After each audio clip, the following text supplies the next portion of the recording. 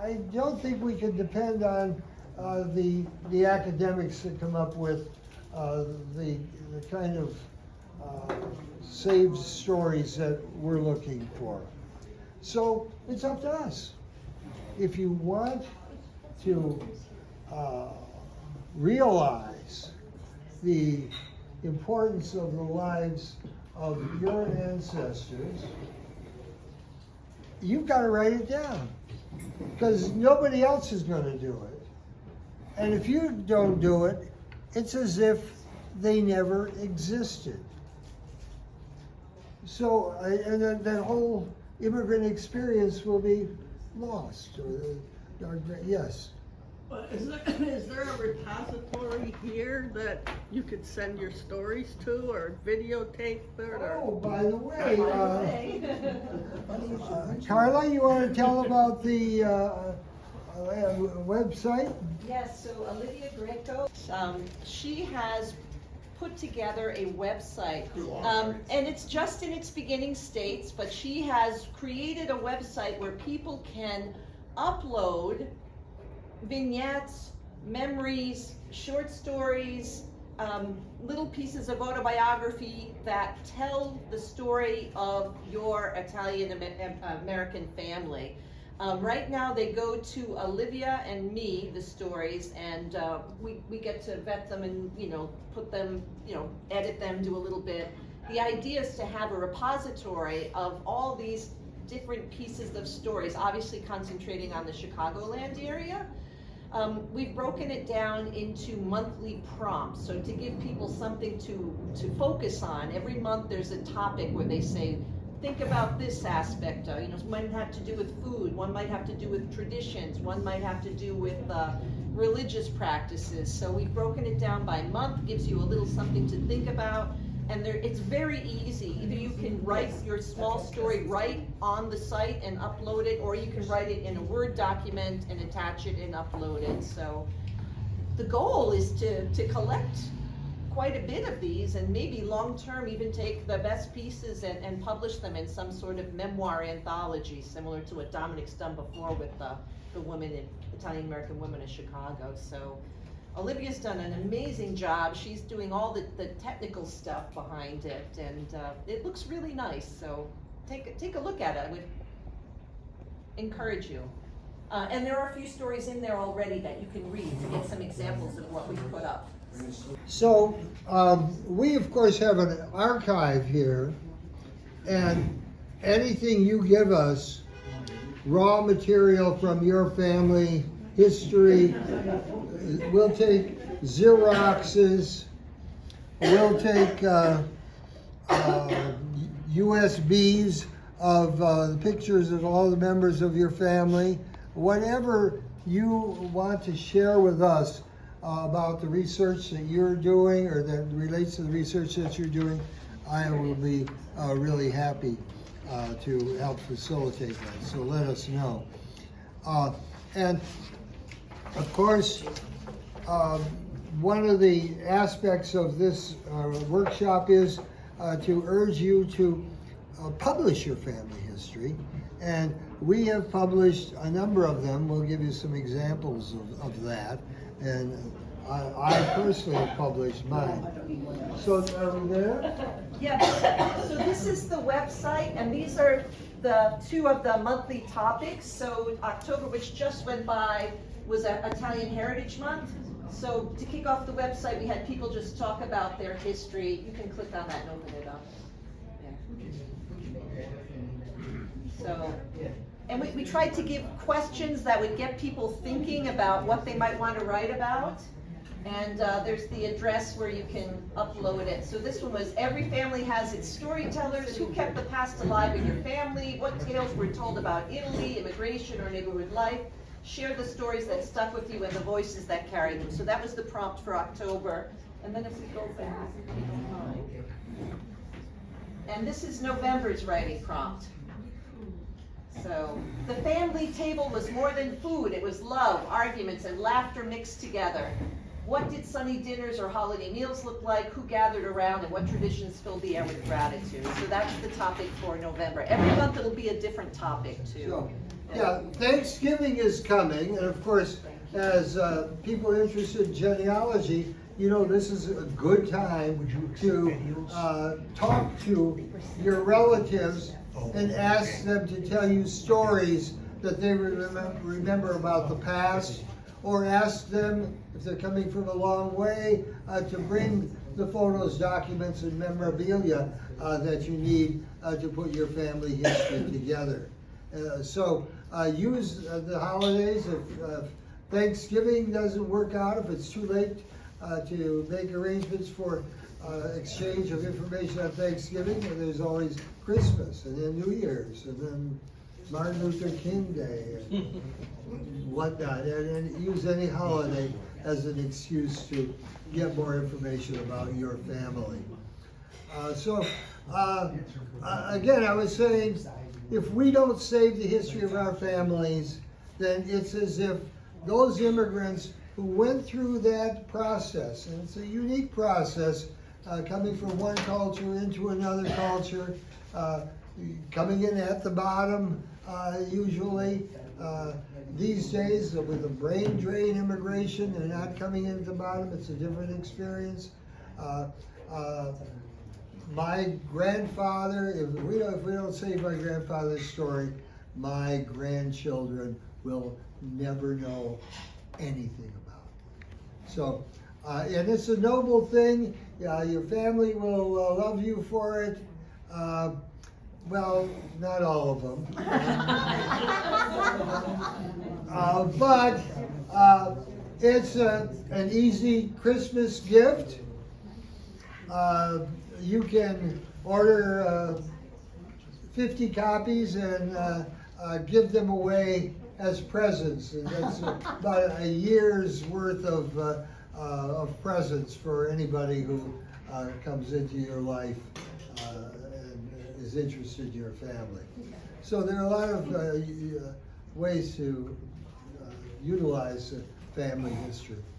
And we should point out, Dominic, this is going to be shared on a website which is public, so make sure you're aware of that as you put up your stories. If there's any, I don't know, people's names you're mentioning that might not be happy about it, just be cognizant this is something that's going to be public and available for people to look at. So. Eventually, we might say, we might And you find can use- the yeah. best of the stuff, we can put it together, and we can do an anthology, or we can come back to you and encourage you to write more, and maybe we can give you some advice on what things you should be covering, or we could stick Dan on you, and he can tell you where you can do the genealogical research that could help to finish your story. So this is a really important topic, I think, and I think it's we lay people, so to speak, can do a better job than the professionals at the Italian American Studies Association. If they heard me say that, they would take my membership away. But in a way, it's true. In another way, we're amateurs, and we can recognize how much that we are amateurs, but we're motivated. Today, we are really lucky to have a guy who knows more about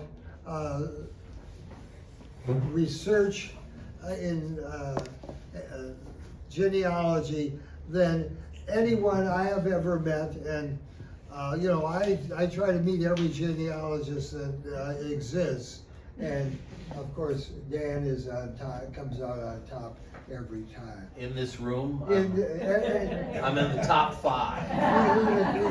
Yeah, I would say higher than that, but anyhow, he obviously needs no introduction. He writes for the Franoi. He's been doing that for many years, and he has touched the work of many, many people who've done this kind of research in the Italian community, and we're really happy to have him. But you know what? He hasn't written a book yet either. He's been too busy doing the research. So if you have any influence over him, tell him to give us, give Jason some work to do. He's only got Well, 4 at or least take 5 his books. videos and transcribe them and turn them into chapters. Yeah, well, He's got a lot of good videos. Yeah, that's an idea. And Jason's only working on 4 or 5 books right now, so he had plenty of time to help you. With no more introduction, our speaker, Dan Niemiec.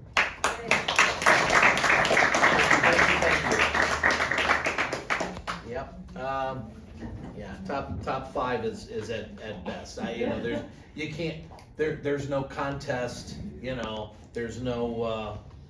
I would be the slowest genealogist. That much I do know if we had a running contest. But anyway, so since I saw you last, or any of you last, there's good news and there's, I won't say bad news, but modest news. So the good news is that I discovered earlier this year that there were a bunch of records indexed by my good friend familysearch.org. The modest news is that those records were indexed by AI, artificial intelligence. That was a wonderfully harmonized. Oh. Yeah, yeah. I can harmonize baritone and bass when So part of what I want to teach you is how to work around and how to find things despite these the AI limitation. It's not as bad as when you call a business and you get a voice that says, say the following words to get to the person, and then they give you a 45-minute thing of what time, what hours the shop's open, and they never get you to the person. It's not that bad, okay? But what I want to show you how I don't know how many of the topics I get to cover today. What we're here till 7-8 tonight? Okay, all right, yeah, no. But what I want to do, what I cannot speak for, unfortunately, I don't have inside contacts in Salt Lake City, and that's I think I have to join a different religion in order to get those inside contacts, but to know which records they did and which records they didn't do. Some of you may go home tonight all eager to try what I'm going to show you here, and you may come up empty because they just haven't done the AI. I will say that those of you in the room who are whose families come from the province of Bari, which is where my family comes from, are in for a treat. But again, you've got to also work around what AI does. So what I'm going to do, what I've been trying to do, I mean, I've got a lot of names in my tree. My tree expands all over the place, and I won't get into numbers. It's almost embarrassing at this juncture. But I want to show you how to build, I don't know how far back any of you go with your ancestor tree. Some of you may have already gone as far back as you can go without needing what I'm going to show you, but it may also disappoint you that you probably did things looking record by record, index by index, and struggled like I did to find my tree going back, and now you can hit buttons and search, bloop, there's some people, and then you get their parents, and then you search for the parents, bloop, and then, so let me show you some examples of the methods that I'm using, and let me get one of my handouts here so I stay somewhat organized, because I did this talk for non-Italians, and it just sort of went in a lot of different areas. But just as an example, why would AI be bad finding these records, because my town, Trujano body, human beings went into Family Search and they indexed the birth records from 1877 to 1893, and that's it. Nobody did before, nobody did after. So those years I could search, and then every other year I had to go record by record in the actual images. And now that all of those records have been indexed. Now, what happens with AI? So the records, let me pull something up so you can just be reminded that they're handwritten. And when you see how handwritten they are and you go, geez, I got a hard time reading that. Yeah, imagine a computer having a hard time reading that. So,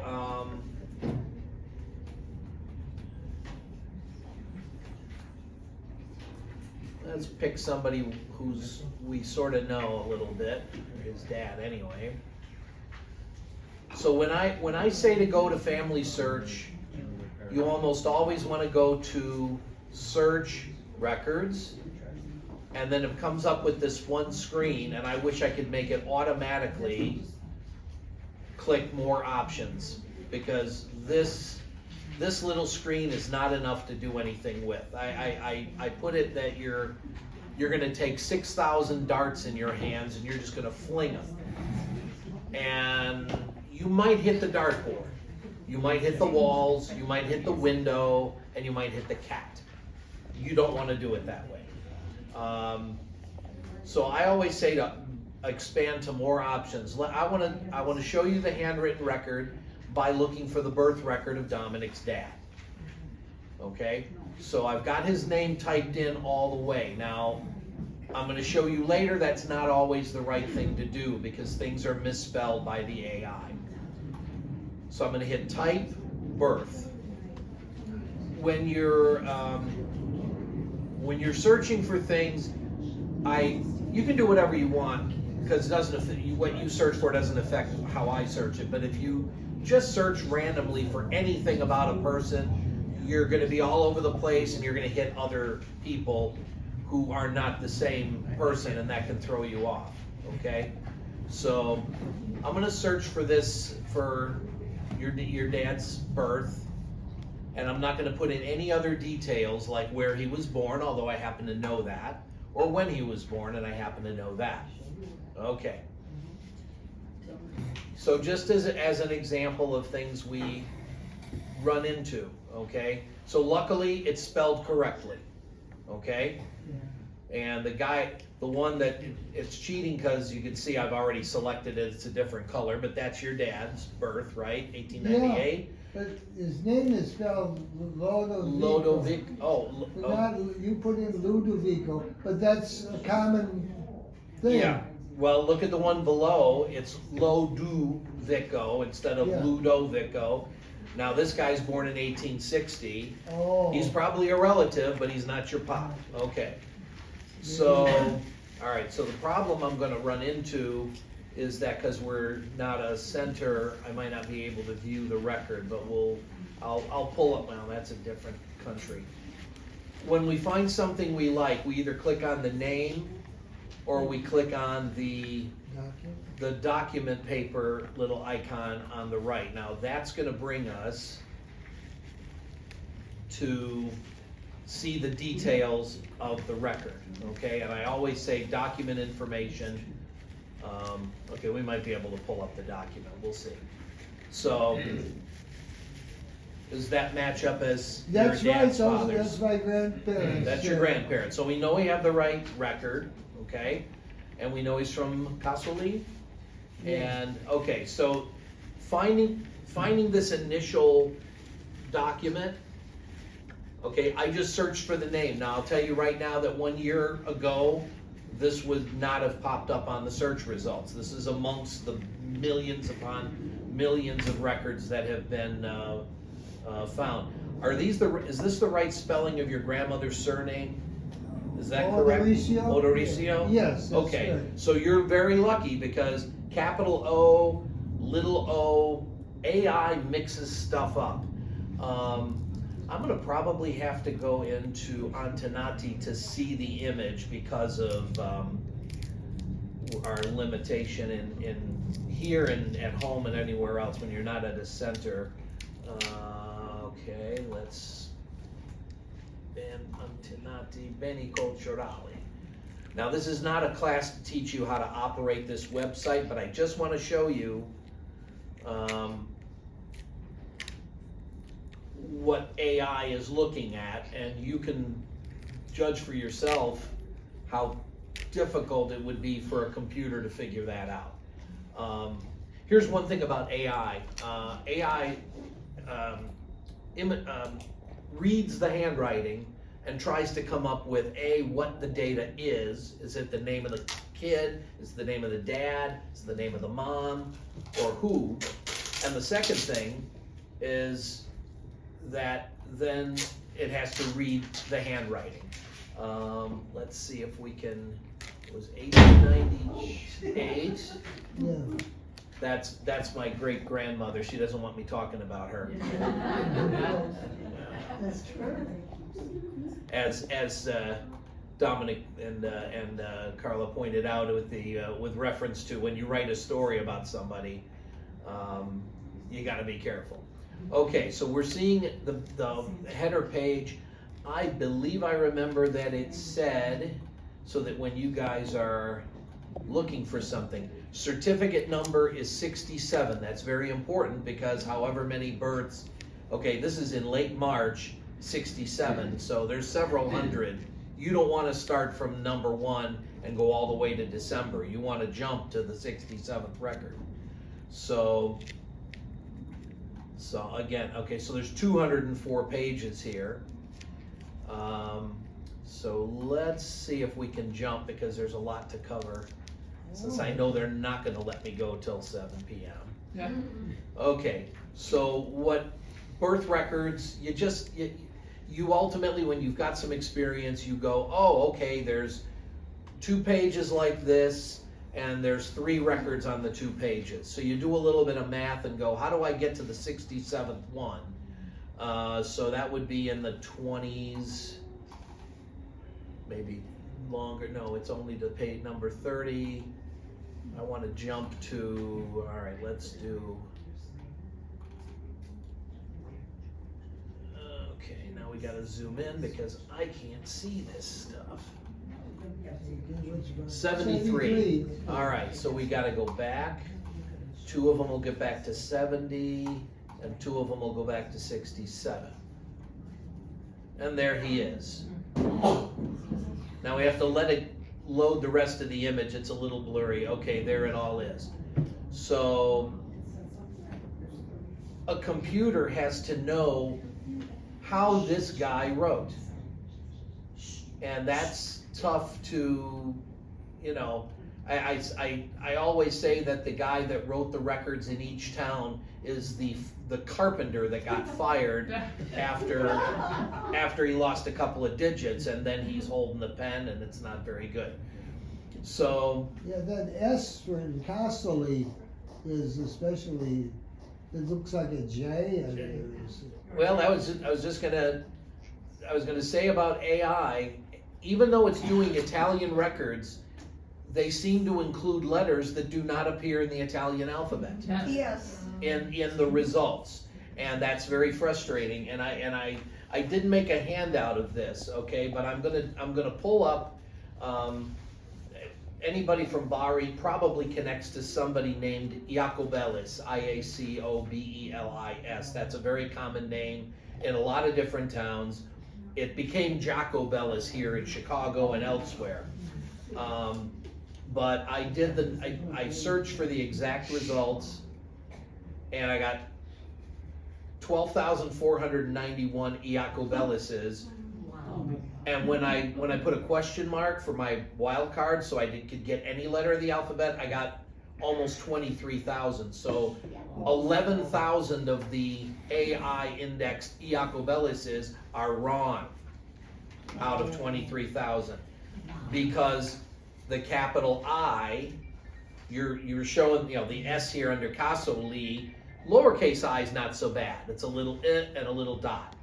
But a capital I, okay, there's Could be a J. there's Facobelis, F-A-C-O, Gacobelis. Now you would think an I and a G, but I guess when you handwrite them, 500 of those. Sacobelis with an S, 388. And yes, the most misspelled, capital I, Taco Bellis. I'm not making it up. Almost 2,000 Taco Bellises. I couldn't, if I tried to make that up, I couldn't. That's great. So it's great as a joke unless you're looking for that name and you don't find him, you know. So, but anyway, so the computer's reading all this stuff. I mean, so from the year, now you see that some of it's typed and then part of it is handwritten because they wanted to save paper, you know, they pre-printed Novant. So for 10 years they got Novant, Novantuno, Novantadua. So 98 on the 21st of March. Now that's for anyone who's brand new here and you're reading your first Italian record, the date at the top is the date they went to the mayor or to a local official. It's not necessarily the date of the event that took place. And at undici, ora undici, at 11 minute 5, is that the hour and minute that his dad was born? No, that's the hour and minute they went to the mayor's office. Why do we care about that? We don't. But it will throw people off. So okay, so Domenico is 30, is his father, peasant farmer, contadino. There's that. Yeah, if you were a computer, what letter would you, if you didn't know? Now, it's reading, the computers would have been reading all the records of Casa Italia at the time they found this one. Why wouldn't they just presume Casa Italia? So that's the only good part, is that probably they preordained that. So at the hour of 19, so 7 o'clock p.m., and on the 20th of the current month, and then there's the mom. Now again, that's a nice clean capital O. That's a nice clean lowercase o. That D with the little wing tip going on is tough. And now this letter here, that could come up a lowercase f, or it could come up, okay, in this case it came up an S. Either somebody corrected these to get them right, and now here, it was misspelled. Well, okay, it said Lodovico. Whoop, where was I here? Okay, well, that is indeed, it's how it looks to me. Yeah. Okay, you know, and so at any rate, you can imagine that a computer is going to read this stuff. Now, typically, the father of the birth is listed up near a comparso, except when the birth takes place at the home of the midwife. So you'll never guess what I find in some of these records. Indexed by AI, it goes, oh, comparso means the dad. And the dad is some woman who's 64 years old. So it's wrong from the beginning. And so, you know, the AI doesn't, you know, they need a human expert. So I think I wrote a Frau Neu column that hasn't come out yet saying we need I before we have AI. A person needs to get involved and say, write your programs to do these things, to do them correctly, or you're going to have bad data or incomplete data. So, but you could just see by the handwritten, this is actually a fairly well-written record. The gibberish of who they went to visit. Fortunately, I don't feel like I've seen much of that. They know to skip that data, and then the witnesses and things at the bottom and the signatures, they seem to have skipped that too, which is okay. What they failed to index, and I wish they would have, is the D and the foo. Meaning that in a birth record, most of the time, the father is still alive. Occasionally, the father has died before the birth of his son. And of course, the mother is alive through the birth and may die right after if she has trouble with the. But a death record or a marriage, you have D and foo, and it would be nice if it would put that in there so that you could go, okay, even if I can't see this record, I know that the parents of whoever it was were alive or deceased at that moment, because you play a Bob Barker, I guess it's a Drew Carey game now, of higher and lower, when you're going, well, geez, when did someone die? When you talk about foo, you mean F-U. Yes. It means was. That means the person is dead. It doesn't mean what it means. It's not a D. That's why, yeah. As long as I don't make a hand gesture when I say that word, we're okay. That's all I'm saying.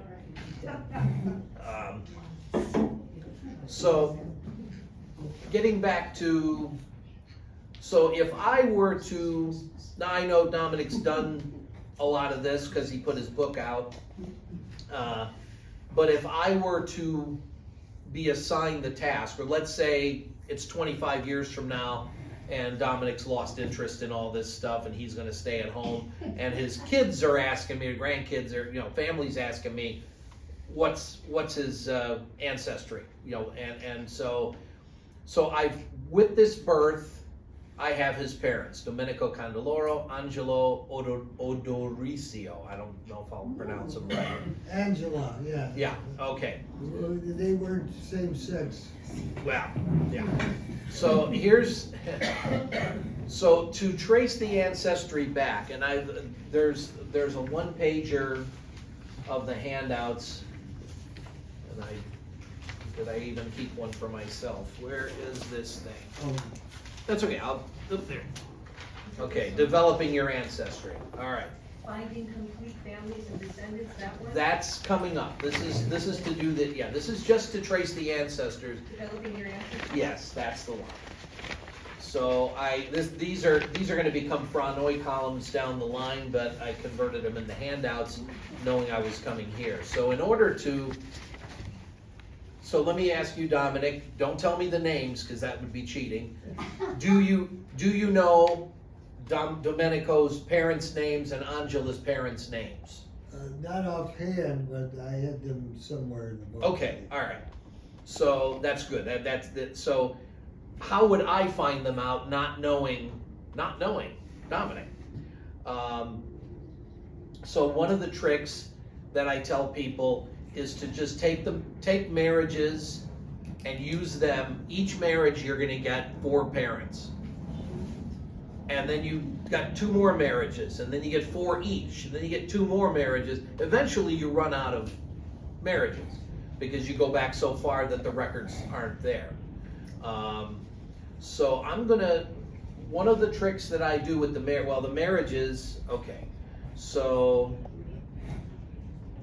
now I'm gonna type names in full for right now, but at some point we're gonna not find them, and that's gonna be the tip-off that AI didn't pick them up correctly. I mean, the fact that Lodo, Vico, Ludo, Lotto picked up when I typed it the way I typed it is pure luck, because sometimes all you gotta do is put one letter in there that's not in the search result, and that search result won't come up for you. Sometimes it'll get you what's close, most of the time it won't. And that's one of the things, when it comes to AI, okay, I'm just gonna read these off because it's not about you guys, studying handwriting analysis, because I sure haven't. But from that, let me pull up that, okay. So luckily his O's are written the way they are, but O and A, lowercase, are always mixed up. And when you start searching for them and you can't find who you're looking for, you put a question mark where it would be an A or an O, and you might trip over it. Other lowercase letters, lowercase e, lowercase I. oh, there's gotta be a dot above the I, right? Yeah, but these papers are 100, 150, 200 years old. There's a dot there because of the dust from the book being old or a bug or something. Handwritten, lowercase m, lowercase n, lowercase u, all can look alike. I mean, take a look at the N in Domenico. Now we know what that is, but that N is not pushed together. That looks like a lowercase u the way we see it. Yeah. Okay, but because we know what it is, we know what that's supposed to be. Capitals, like I said about I can become capital C, I can become a capital T for Taco Bell's. Capital Q and capital O, if they write the Q that looks like a 2 the way they taught me in school before they stopped teaching this, the cursive, that's gonna be the real fun part for kids who don't learn any cursive are gonna have to read cursive records if they ever get into genealogy. Good luck. They'll be teaching classes of that. Capital L, capital S, there's a bunch of letters that can really mess up what you're trying to do. So back to the search screen. So we're going to search for the marriage of Domenico Candeloro. We're going to go back down to the type.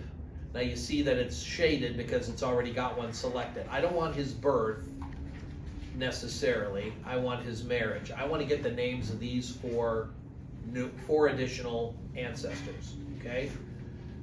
So I'm going to just hit search. I could put in Angela, but let's see what comes up. We got 1,132. Now that doesn't mean they're all Domenico Candeloro, but you see the first one is from Foggia, then another Foggia, okay? And actually, ironically, the fifth one down happens to be it. But here's the key. When you do a search, leave it as vague as you can. And then when you see how many records, you get 1,132. You don't want to read 1,132 entries. Then you go in and click spouse. So now you know you're searching for a marriage. And so I'm gonna, because I don't know how, yes, Angela is probably gonna be correct. And Odoricio, who knows what mistakes can come up with that. So I'm leaving it vague by putting wildcards in there. And that took it from 1,127 results down to 1, which is the one we want. So that's nice. So when you got way too many, just add stuff to the search. When you have nothing, you take things away from the search and hope you come up with stuff. And again, no guarantees. I don't think the records for Casoli were indexed very far back, if at all. We're not going to get too many generations back here. But here's that. There's the marriage date, birth, 1867. So actually, when we were on that, your dad's birth, his dad was 30. So that matches up. 1898, 30 is 1868. 1867, we're in the ballpark. Okay? You know what you're going to find out when you've done this long enough? You're going to find the exact same couple, first and last name, and you're going to find one group of them having kids in the 1890s, and you're going to find a whole nother, the exact same couple having kids in the 1810s, 20s, and 30s. And you got to pay attention to that because it's not the same couple. These names repeat, these towns are small, and you're going to have Anna, yeah, yours are a mess too, because there's the same couples married in 3 different generations in yours. So you just gotta be sure you find the right marriage with the right parents. So this shows parents Apollonia Travaglini and Nicola Candeloro, but it doesn't show the parents of Angela. So we need to click on this little widget here so we can see the entire record. Okay. So there he is. It says he's 27. So the ages on the marriages are not too bad. The ages on the death records are pitifully inaccurate. And that's not AI's fault. That's the family. The family didn't pay attention. So there's the parents. and there's her name. She's 18, so she's born about 1876. So we've got at least an age, and we can go back and hover around 75, 6, and 7 and try to find her birth record. And these are her parents. Do these make sense? Do you, now that you see them, are they coming back to memory? Giuseppe Odorisio and Saba Pietro Paolo. Yeah, I think I went back that far, but I didn't go back any further. Okay, all right, that's fine. So we've got, if you didn't already do this work, we now have 4 new ancestors for Dominic, because we know this couple is the couple that gave birth to his father. Okay, so that's how we don't have any confusion there, okay? Now, what's sometimes noticed on the marriage record, sometimes they'll put the age of a parent, maybe a father. So it's nice to kind of know, but I didn't bring my pen. Okay, you're gonna have to remember these names. I'm gonna leave this on here and I'll go to another window. Dan, Yeah. is the certificate number of the certificate number there's a is connection down between here. the marriage and the birth, the certificate number is in both or not? And each record has its own certificate number. It has the certificate numbers have nothing to do with the kids. If they don't have a family, name that then links to all the other ones with that same family. I am going to show you later how to find all the children of this couple that were indexed. Not everything was indexed. 1901 to forever has not been indexed for some reason. They're making deals with the Italian provincial archivists, and so that's why some of these records are no longer on Family Search, even though the index is there. Doesn't make sense to me. At any rate, so I'm gonna leave this one and see, okay, we don't need that now. So I'm just gonna open up another Family Search tree here. Okay, so let's see if search records, more options. I'll always click more options. So what do we want? We want to find the parents of Nicola Candeloro and his wife. Where were they? Cavallini? Travaglini, yes. Okay. So NCAT. I'm going to only search for the initials so that I don't have a chance of missing the record. I don't know if I'm going to find this because, again, N star, C star, and then the spouse, A star, T star. Now, it looks like you're going to find 20 trillion records this way, but believe it or not, and this is a worldwide search, I'm not limiting it to his town, because maybe they weren't married in that town. I'm going to tell you, I have found a lot of records, and this will come in when I talk about descendants. So I find the marriage, and the husband's from Trujano, and the wife is from Carbonara, nearby towns, right? And then I go, well, I found their death records. They both lived to be 75, 80 years old, and they didn't have any children. Within the bounds of possibility, sure. And then with this index, I look, and it turns out that they moved to a third unconnected town that I would never have looked in. If I got to check every town in Bari one by one by hand, I'm going to find another way to spend my hours, okay? So this is finding a lot, 10,000. Okay, well, now I'm going to do C ND because of the A and the O. I think the farther back you go with the records, the more likely the computer misreads them. Okay, I'm going to hit search again. We went 10,400 records down to 40. That's not bad. Okay, but we've got people from Maine, we got people from England, Washington. All right, let's go down to the spouse and see. Well, we got some Foggias. So I'm not seeing the marriage. So they did not index back before 1866. But what am I finding here? even though I'm searching for marriages, so I'm finding Nicola, spouse Apollonia, it's the right spouse, and a child named Antonio. Who's that? Let's take a look. So, all right, so Antonio, born in 1863 to that couple. Your grandfather was born in 1867, so this is an older brother. And this is a marriage record to a Maria Domenica di Prinzio. And she's quite a bit older, check this out. Cougar City. But they married in 1883, so that, see, the marriage is indexed, but the older marriages is not. So if you didn't have this marriage, you'd have to search year by year and hope they got married in Casoli, or if you knew they got married here in the States. So here's a marriage of one of their kids. But this is the The older brother. This is the older brother. Yeah, I'm going to go back to the search results. So this is going to take me back to the same marriage of your grandparents. See, because I'm searching only for marriages, that's what's coming up. So this takes me back here. Okay.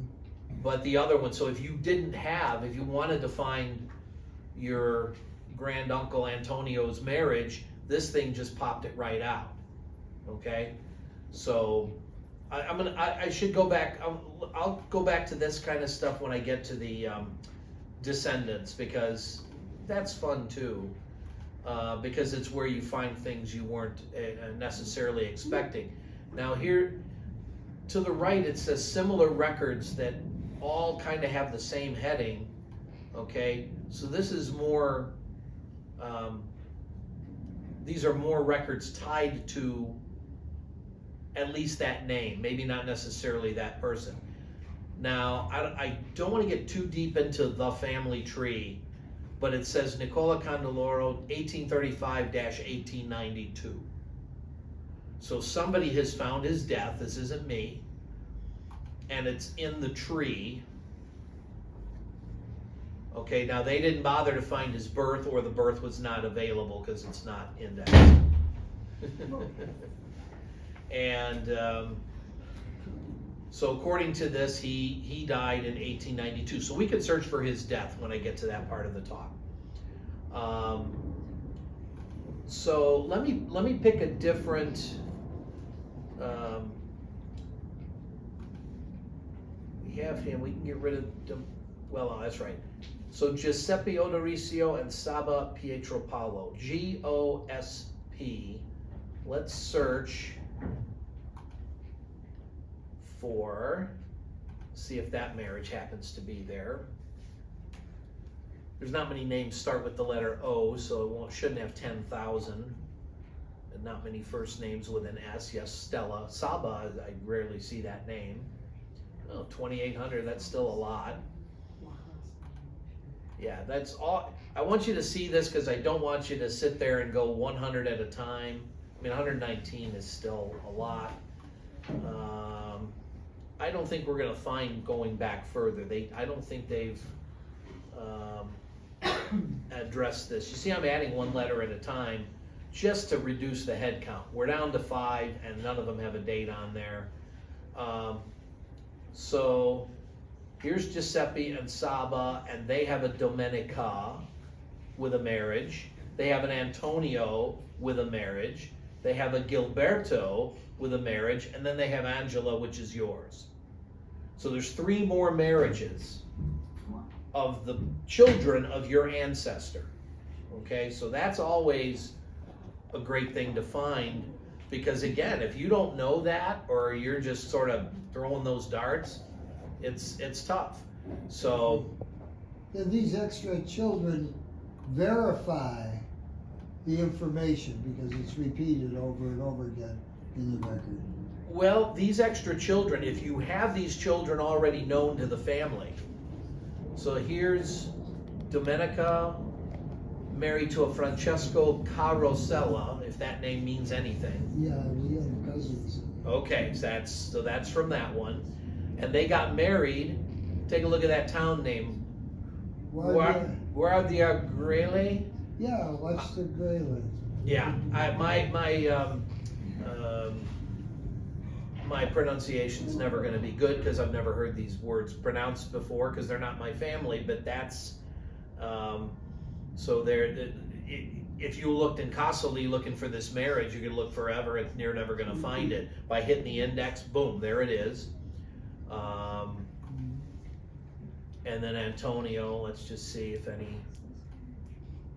So he's born in 74, and his wife is Saba Odoricio. So Antonio Odoricio married Saba Odoricio, And that happens often. which happens more. The first time I heard of that happening was Franklin and Eleanor Roosevelt, and then I got into genealogy, and Teddy said to Franklin, "There's nothing like keeping the name in the family." And Gilberto. Candelaros marry each other quite often in Castle. So Gilberto married an Anna Vincenza Travaglini. So again, that doesn't mean that's the same ancestor as your Travaglini, but at any rate, so what I need is an example where it's going to actually come up, because I didn't have good luck with either. I did your father's side, I did your mother's side, and it didn't take me very far back because I don't think they indexed the records. But I did, yeah. So you're on your mom's side, Francesco Gianetti and Felicia Di Prosperia. Does that sound right? De Prosperous. Okay, and then Alessandro Petrongelli and Pia Tiberi. I found all that. Yeah. I found all that from index records in here, but I looked for all 8 parents of all 8 of those ancestors, and none of them came up. Yeah. So those are unfortunately records that are. So if you can't find a set of parents, we're trying to find the parents of Nicola Candeloro, and we didn't find his marriage. So what we're going to do, get rid of the spouse. When you're looking for a death record, I don't recommend you look for this with the spouse. It's not always there. That's definitely true of Cook County death records. If somebody's widowed, they don't even mention the spouse half the time. So we're going to search for Nicola Candeloro death. We're not going to pick a town. We're not going to pick, because we don't know his parents. Okay, we have 2,555. Too many. So,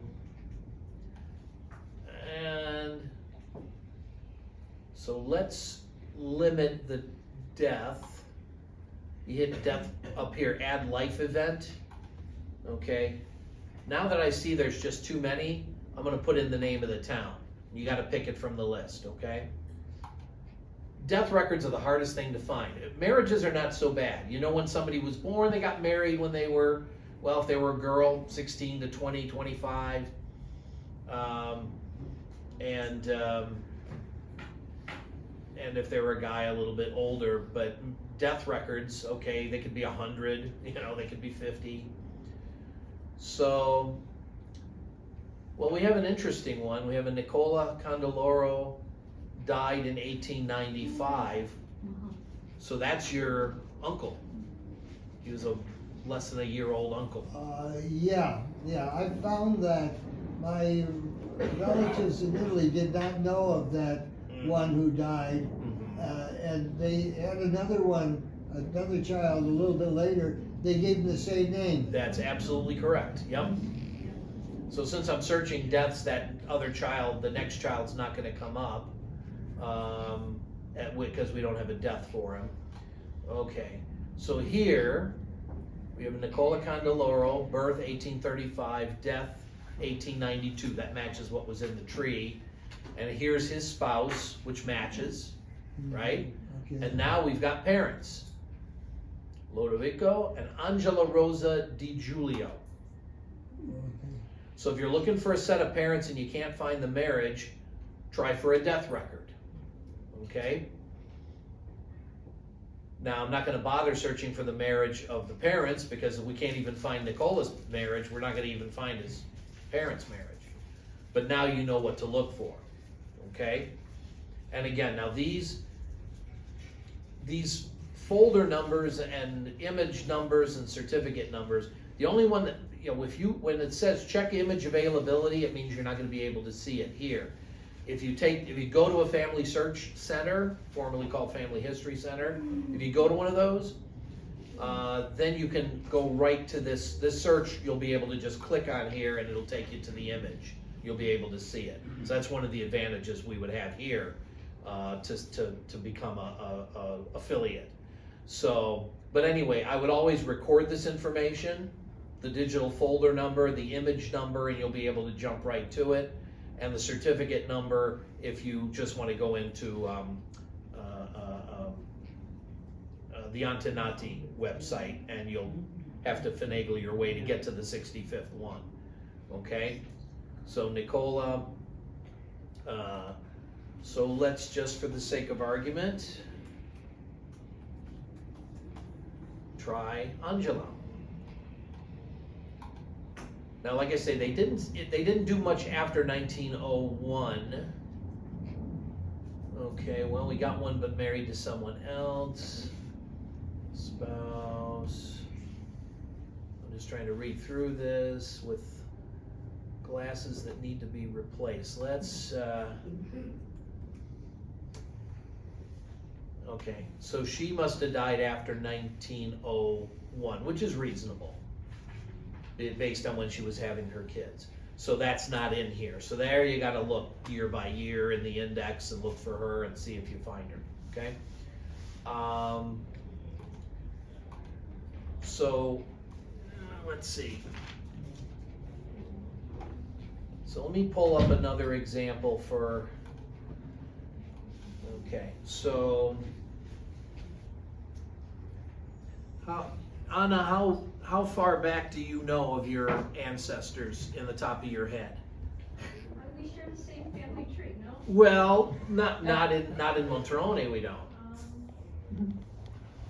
It's a lot of Angiulis married to a lot of Angiulis in Monterone. Oh my gosh, and then there's like 4 surnames in my whole family. In the whole, yeah, right. Over and over and over again. That's correct, yeah. So I want to find a marriage. I just want to see if I want to get one back another couple generations here. So you can just see how these are going to go. And then, it'd be cool if somebody here who's got trouble finding an ancestor can throw me a couple of names. We can see if we can find them here. So. Dan, do you ever have any problems with middle names or saints' names or? Well, I'll tell you what problems I have to keep it short. You can have a lot of people in a family whose first name is Maria. So you have Maria Luigia, Maria Anna, Maria this, Maria that. They are very devoted to the Virgin Mary, but those are all separate kids. Now, if they're named Maria Giuseppa, Maria Giuseppa, Maria Giuseppa, then the first one died, the second one died, the third one maybe lived and had a family. So that's one problem with middle names. They like to drop their middle names a lot. For example, the guy I'm going to search for is Francesco Angiuli, but when we get to his birth record, he's Francesco Trifone Angiuli. And what happens there, let's get rid of Casoli, we won't be finding him in there. Sometimes you end up in a town like hers. Mine's not as bad, but you do have names that repeat. And you can have the same family simultaneously having kids, and then when you get done with it, you find you have that one family's got 26 kids, they're born 3 months apart. Then you go, I think I have a problem here. This is not accurate. So when you find that, then you find out that one of them is Francesco Angiuli, and the other one is Francesco Trifone Angiuli, and therefore that's how the clerk kept track, so that he didn't give the wrong information out to the locals of the town. What years are you looking for? Because I have a whole list. Oh, well, let me come back to you, and we're basically looking somewhere in the 1800s. Okay. Okay. Well, good. We'll find some stuff. All right. Let me lost my paper here. So, all right. So Francesco Angiuli, who's his spouse? Maria Macchia. Is that right? Yeah. Okay. Now, when you have letters, when you have two letters repeated, sometimes the AI will only find one of them. So we've got a Vito Francesco Angiuli and a Mariana Bruna, Macina. Well, it's not Macchia, so that doesn't work. So I think this is, now the the index came up with Francesco Paolo Pasquale. I'm thinking of the wrong. I'm confusing your family where I've got the Trifone mixed up. So Francesco Paolo. All right. So let's just pull that one up. So 1849 Montroni. Parents are Angelo, which you have. Yeah, Paola Maria Macchia, there you go. which you have. But you saw how quickly I found it, is the point. Yeah, yeah. And then Maria Macchia, her father is, Lorenzo, you got him on the right and on the Severia. So you've got the right ancestors for those people, okay? And so they were married in December of 1875. They don't let you search by exact date. That would be nice if they did sometimes, so you could rule out certain people, but so who do you have that you don't have? Okay, you got parents going back quite a ways. But I don't have their birth dates, I don't know why. Because they probably predate. See this one here, you can't see the screen, but so Angelo Angiuli, she's got born 1810, which is what I found as well. And his parents, but they're born before 1809, so there's no records.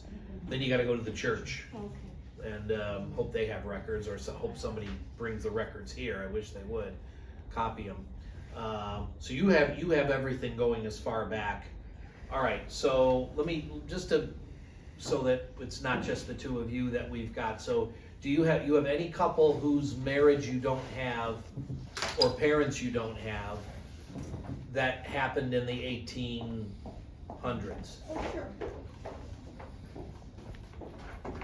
Like Dominic Albanese, born in April 1825, Okay, and Petralia Soprano, near Palermo, Sicily. all right. I'm not gonna type all that in because we'll find them without it. Maria Cosetta Gerasi, she was born in March of 1821. Spelled like this? Gerasi. Yes. Okay, all right. So, all right. She was born in Bon Pietro, near Palermo, Sicily. Okay, And I have their death dates, but I don't have when they married. okay. All right. So I've got 127 for this one. Albanese. Let's try that.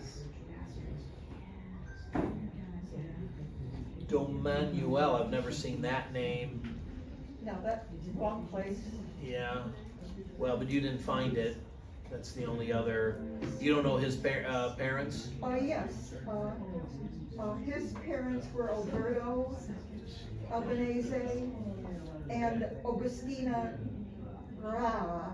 Okay, so they're not in here either. Part of the problem with these records is that every few years they change formats. So the AI people have to reprogram it, and that's part of why some of this stuff's not done yet. Who else came to me before the meeting that they had somebody they wanted? Oh wait, you want me to find a Cook County death? We'll do that during the break, because that's not the topic.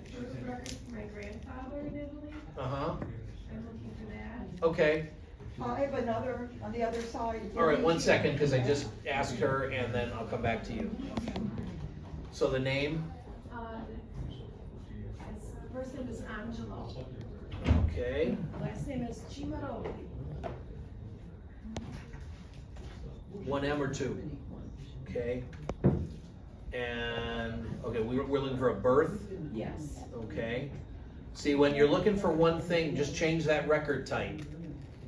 You know, I'm gonna tell you later, you can try to do all 3 at the same time, but then when you type in too much detail, it doesn't, you don't get anywhere.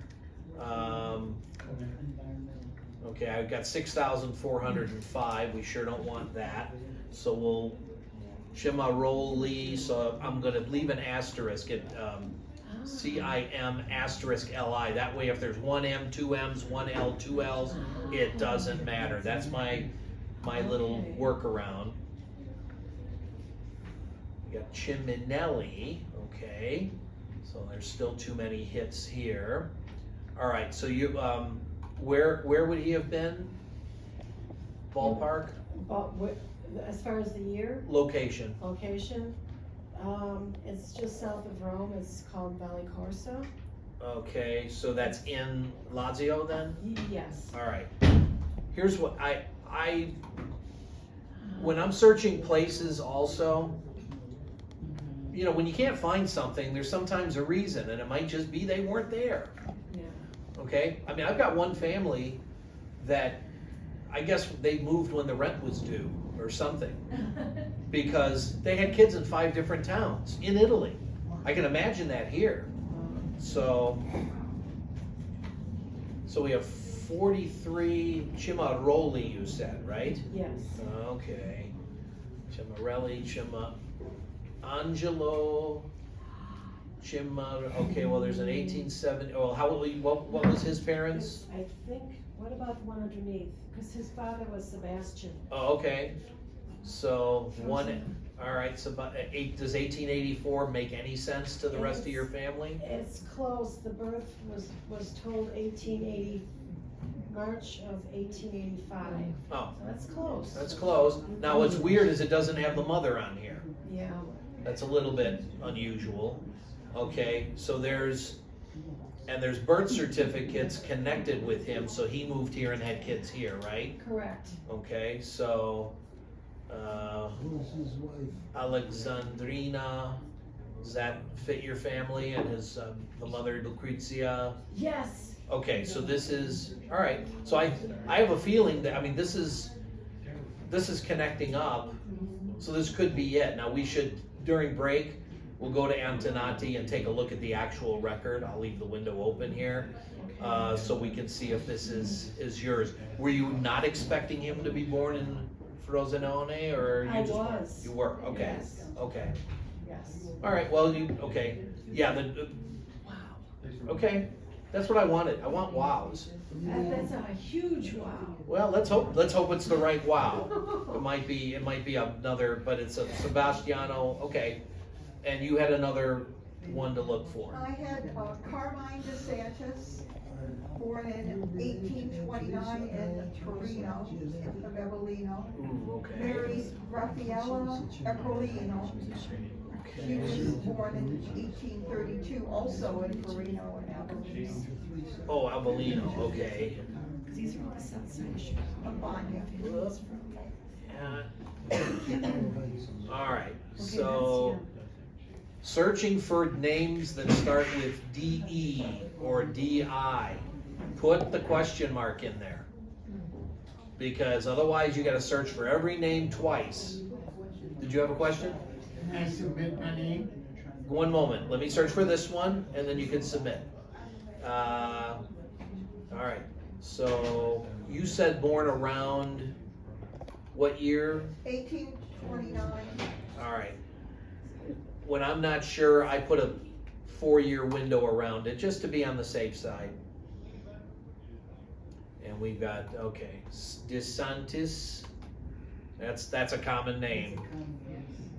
But it was Carmine, male Carmine? Yes.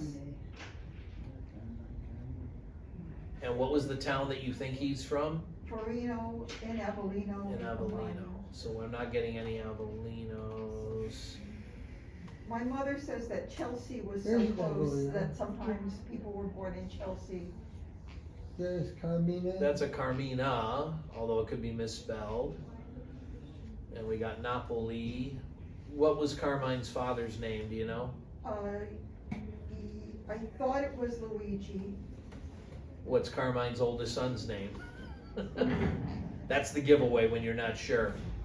I just have a list, I don't have the. Okay, no, I know, I know I'm putting you on the spot, I don't mean to, but I don't wanna I'm happy to spend time helping everybody out or whatever, but, as the rest of you in the room are going, I have no idea whose families we're looking for.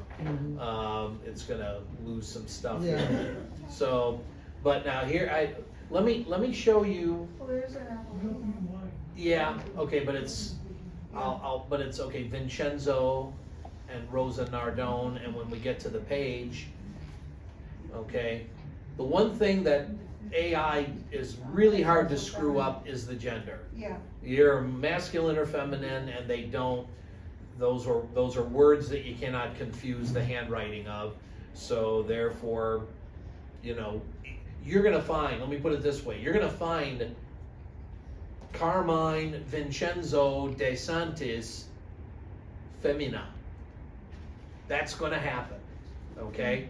So don't go with the sex that's listed in the index, because that is a very obvious word. They don't have an M or an F, and even if they do, you can't mix those up. Even AI can't screw that up. But the letters in the names themselves, the A's and the O's, as I've said, can be a real problem. I want to try something out here with regard to descendants, because I'll tell you why.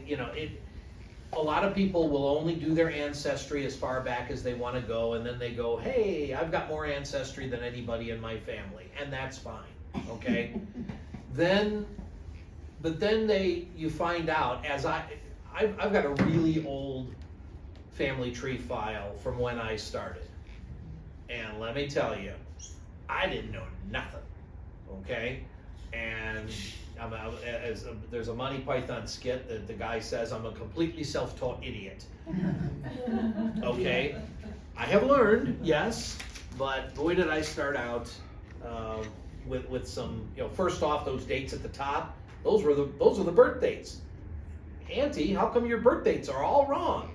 No, her birth dates were right, mine were wrong, So, and one of the other things you run into is that unless you have the whole family, you really cannot be 100% guaranteed that you've got the right birth date of the ancestor. It might match up, okay? His gravestone might match up with the funeral card, which might match up with the death certificate, and you go back to the Italian records and it matches up with that. Salute. And then there's the rest of us, where that date come from an older brother, died, had the same name, or somebody got it wrong when they were doing his citizenship, and then you go back and go there and he's not in there. So there's a lot of that kind of thing. So I say it's always good to find as much of each family as you can. His uncle that lived 1 year, he found it, probably looking for the other uncle. Did that second uncle survive and have Yes. kids? Okay, so he didn't die there, but the other one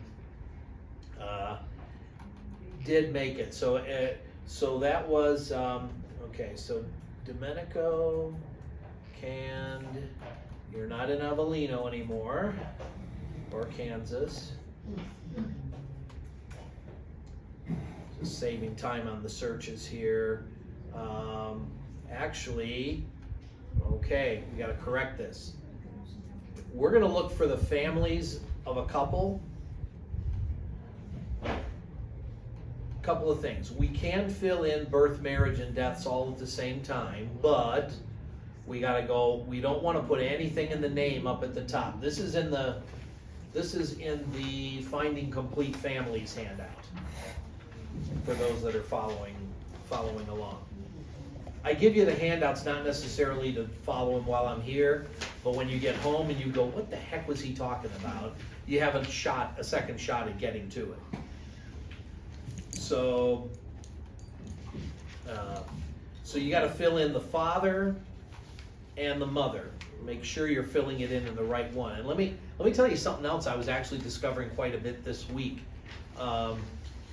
AI picks up the right names and sometimes puts the mother and the father and the father and the mother. Oh, rare. That's very frustrating when you're looking for a family and you want all the kids. So we want the children of Domenico, and was it Angela.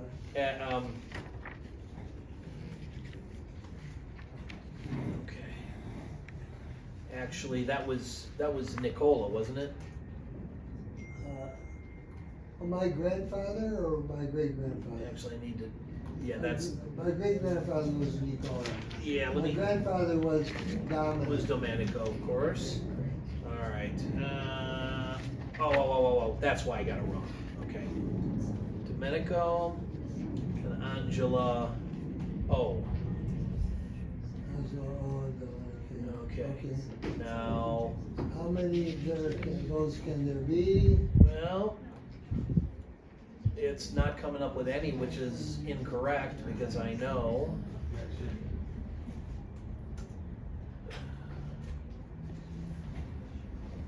We have 1,000, but none of them are yours.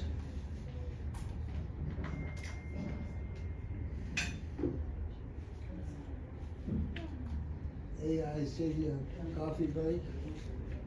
Yeah, we're about midway, right? We wanna. Yeah. Yeah. Oh, you say AI took a coffee break. No, I thought you meant we should. We can take a break too. Yeah, and then the people that want to give me stuff to look for, I can try to track down. You're not taking a break. I never get a break here Oh, okay.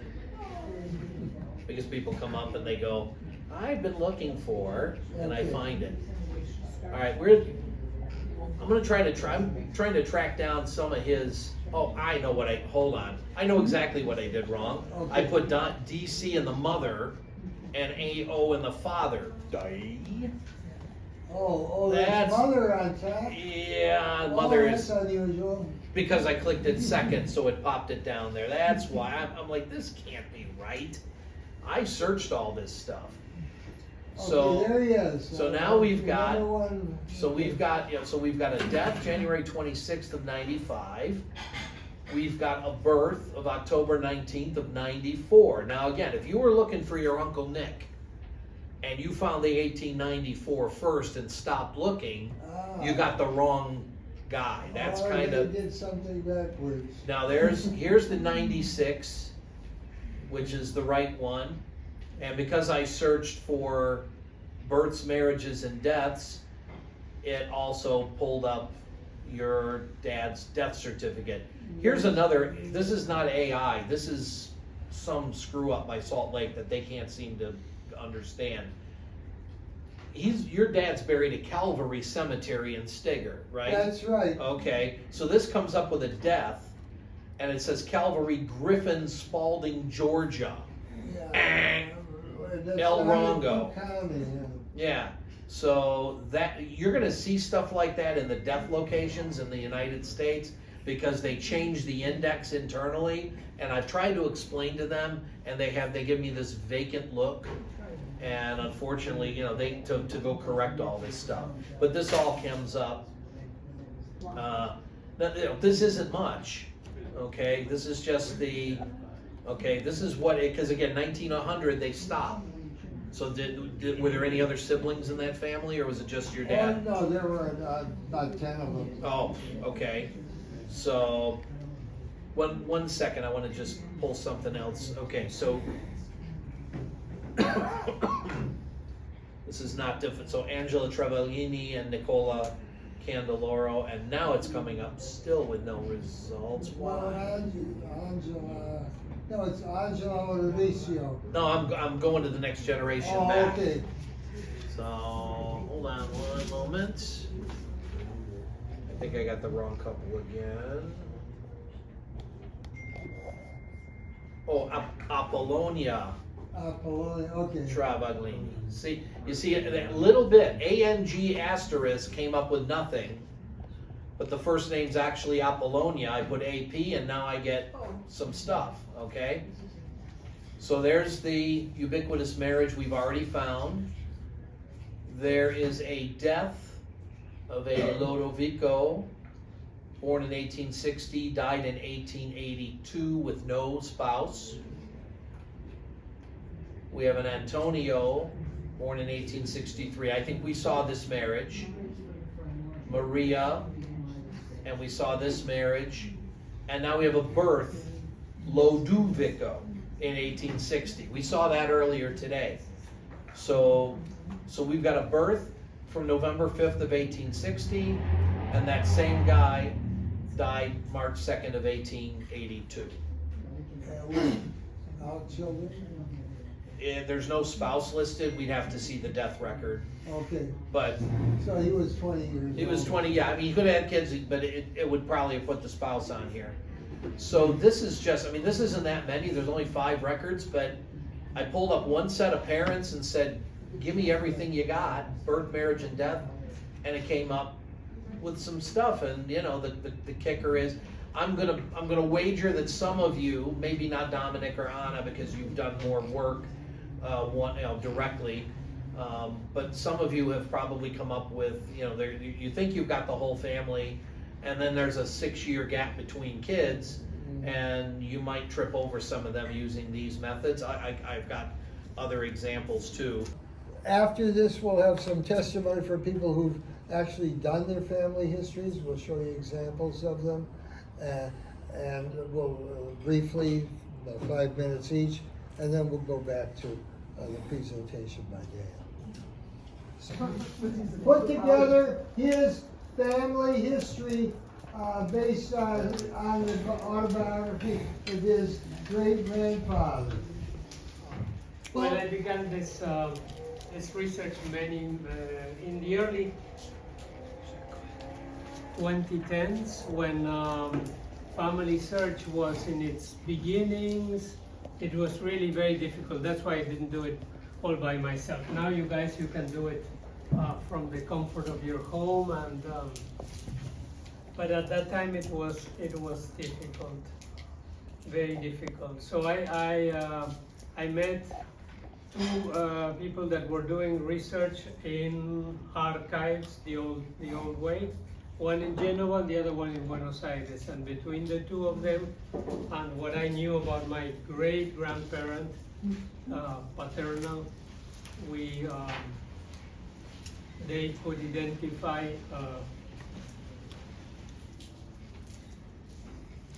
where he was born. Really, we don't know where he was born because when he was 1 or 2 days old, he was abandoned in the Tomatone hospital, which recently I found that in the revolution in 1848, so 2 years before it was, part of it was destroyed.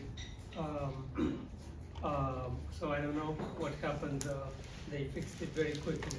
In any case, once these children, babies were left there in the rota, the wheel that they had. Now these wheels do not exist unless they're taken out of where they were originally.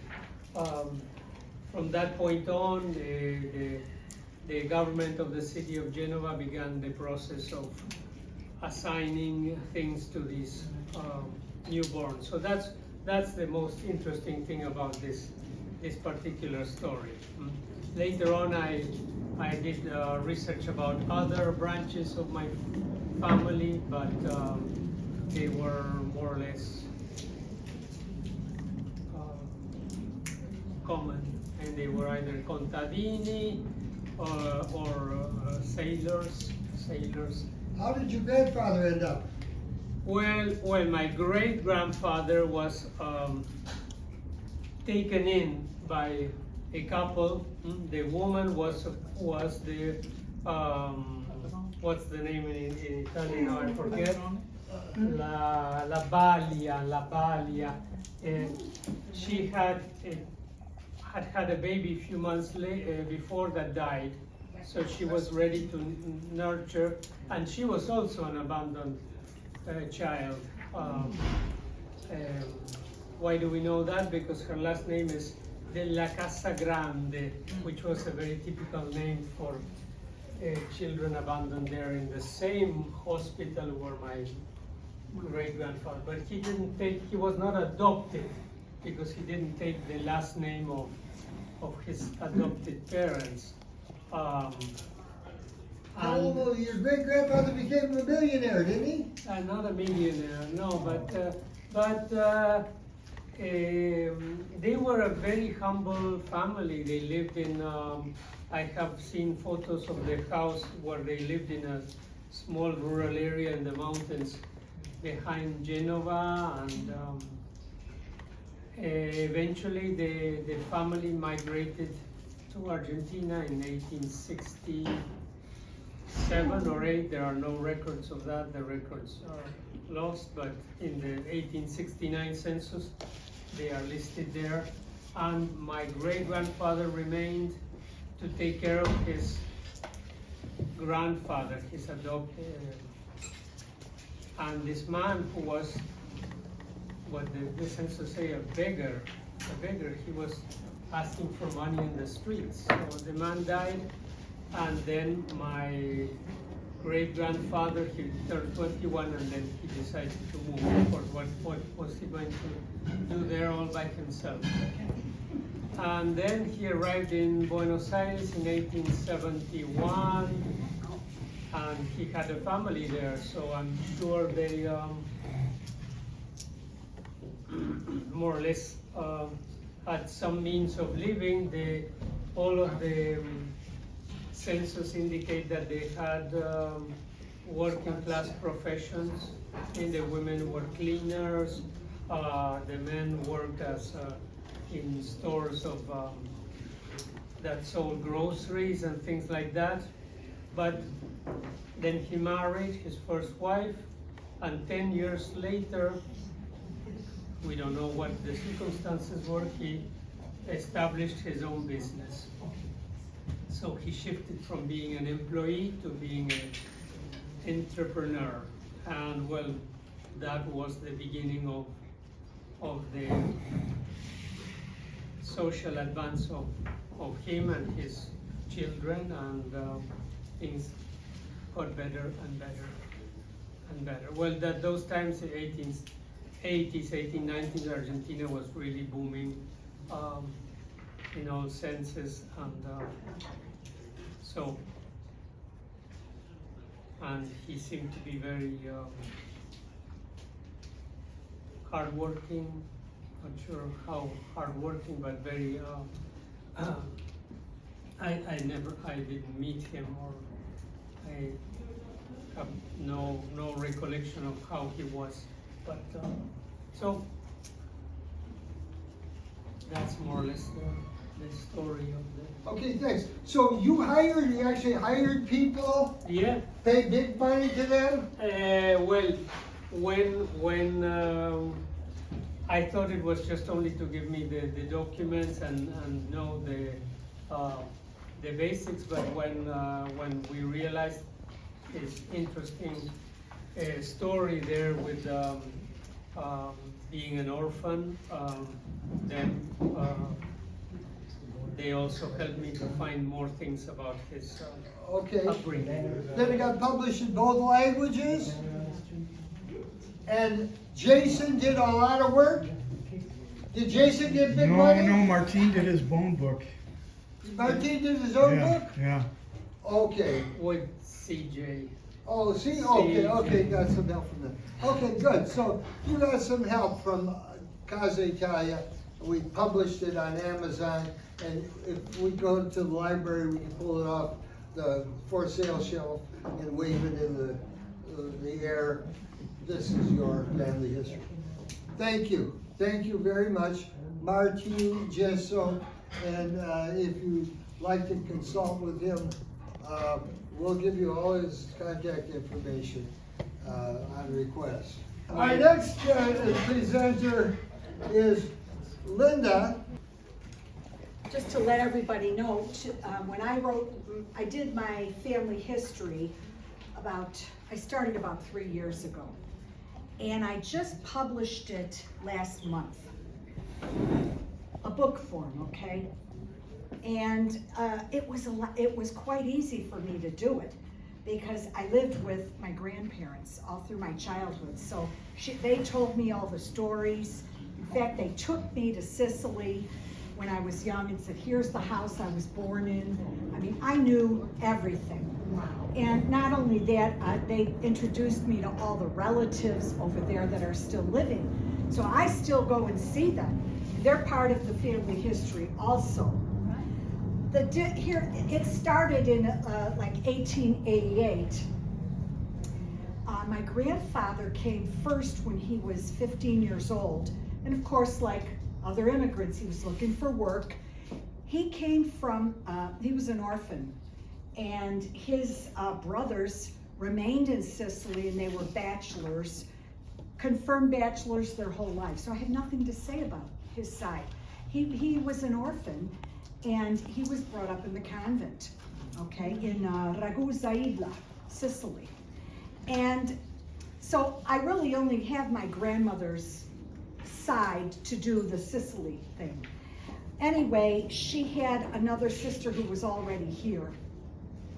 And my grandfather already got married to someone here in Chicago, in Little Italy. And the poor thing, he had 2 children with her. The third child, she died and the child died in childbirth. You know, they didn't go to hospitals back then. So it was that kind of thing. Nothing really, something that you wouldn't know about. You probably have similar stories in your family.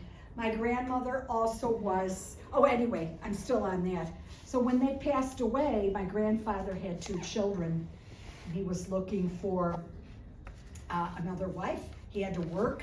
There was no one to take care of the children. I believe his mother-in-law was there. And, but it's kind of strange. I don't even know that story. But in any event, I mean, it wasn't good. In any event, this laborer that he was working with, he said, well, you know, I have a sister in the same town. And of course, you know how they get hooked up in writing. So they wrote to each other and he didn't like her at first. He says, you know, she had acne. She was young. She had acne on her face. He says, no, forget it, I don't want her. And then decided at some point, you know, get with the clue train. She's available, blah, blah, blah. And so he decided he wanted to marry her. So and at that time, Mussolini was drafting Italians to go into the war. So he waited at the French-Italian border for her. So she had to travel up from Sicily. They met for the first time and immediately went into a city right outside of Paris and got married. And I have proof of all of this. You know, I went back and got the records, and definitely they did that. So they came to the States. She started to take care of his first 2 children. And there was, of course, their whole lives, she had her sister in Chicago and their entire family. So it just got huge, huge, huge. So I have all the records of all of this. This was not hard for me because I am trying to get Italian citizenship. I've been trying for 2 years, and I hired an attorney, so they did all the work for me. So that made it a lot easier. They knew exactly what town my grandparents were married in. They pulled all the records. They even pulled all the records in Cook County. I didn't have to do anything. So if you have people that are alive that can help you with that, it really makes a big difference. And let's just say now, well, they're all dead now. I mean, I think I've been going through grief for the past 12, 13 years. They all passed away. Even my father, my mom, and my grandma and grandpa He had 5 children. My dad was one, plus the other 2 that came from the first marriage. So there were 7 children, and you can imagine how big the family got. And it was just a regular story. And actually, my uncle actually was the one who became the most successful. And he ended up, he was an electrical engineer, and his daughters, they're all my first cousins. They all took after him. He was like the Mr. Math Whiz, and they had their houses built from the ground up, and they did it themselves. They're very, very intelligent. And they made it quite well in the United States. Others, just working class people. And I just want to tell you about the unfortunate incident because it really bothers me. After I loved writing my family history, to tell you the truth. I would encourage anyone to do it. I must have put 100 pictures in there, okay? My grandmother's sister, her whole family, they have way over 50 or 60 relatives. I can't even count them. I don't even know all of them. I go to visit, and it's so packed. You know, I can't even enjoy the day because I can't even remember their names. There's so many. Grandchildren, great-grandchildren, and great-great. I mean, it's come to that point. But just to tell you that I had, once the book was published, Dominic had asked me, he said, well, why don't you're gonna get together with your family soon? I said, well, what family? I said, we have like maybe 18, 19 cousins that I see periodically. So we do once a year get together and do a luncheon somewhere. And so we decided to do this luncheon, and Dominic said, hey, why don't we go there? And you could sell your books there to your family. Presentation of the book. I'm sorry? It's a presentation of the book. And I presented, yes, and I introduced Dominic. Well, lo and behold, this does not, I'm just saying this as a precaution. There's one great-grandchild there who's a cousin, more distant cousin of mine. She did not approve of being in the pictures. And her grandmother gave me all the pictures. There must have been more than 100 pictures. So in any event, she read me the riot act. She works in a law firm, and she said, this can be, you can get in trouble for, what was it? Identity theft. I don't want my children in the pictures. Well, she's gonna lose out because when those grandkids come back and say, I wanna know about my family, she's not gonna be in the book. What I did was, to protect myself, I had to unpublish the book. But I'm gonna publish it again. So this is not the end of the story. I'm getting all of her pictures out, and I'm gonna have her, everyone in that family, give me a written permission. Lastly, I'm going to show you my book, and I'll pass it around. This is a family history. I put in there's a lot of genealogy in it, but there are a lot of just family pictures and stories that I remember. Some stuff about my father, a lot about my father, who had an interesting story. And I also discovered some additional things. My father happened to be an illegal immigrant in 1925 in New York. And the authorities caught up with him in 1938. And he was, in fact, a warrant for his arrest was issued in 1938.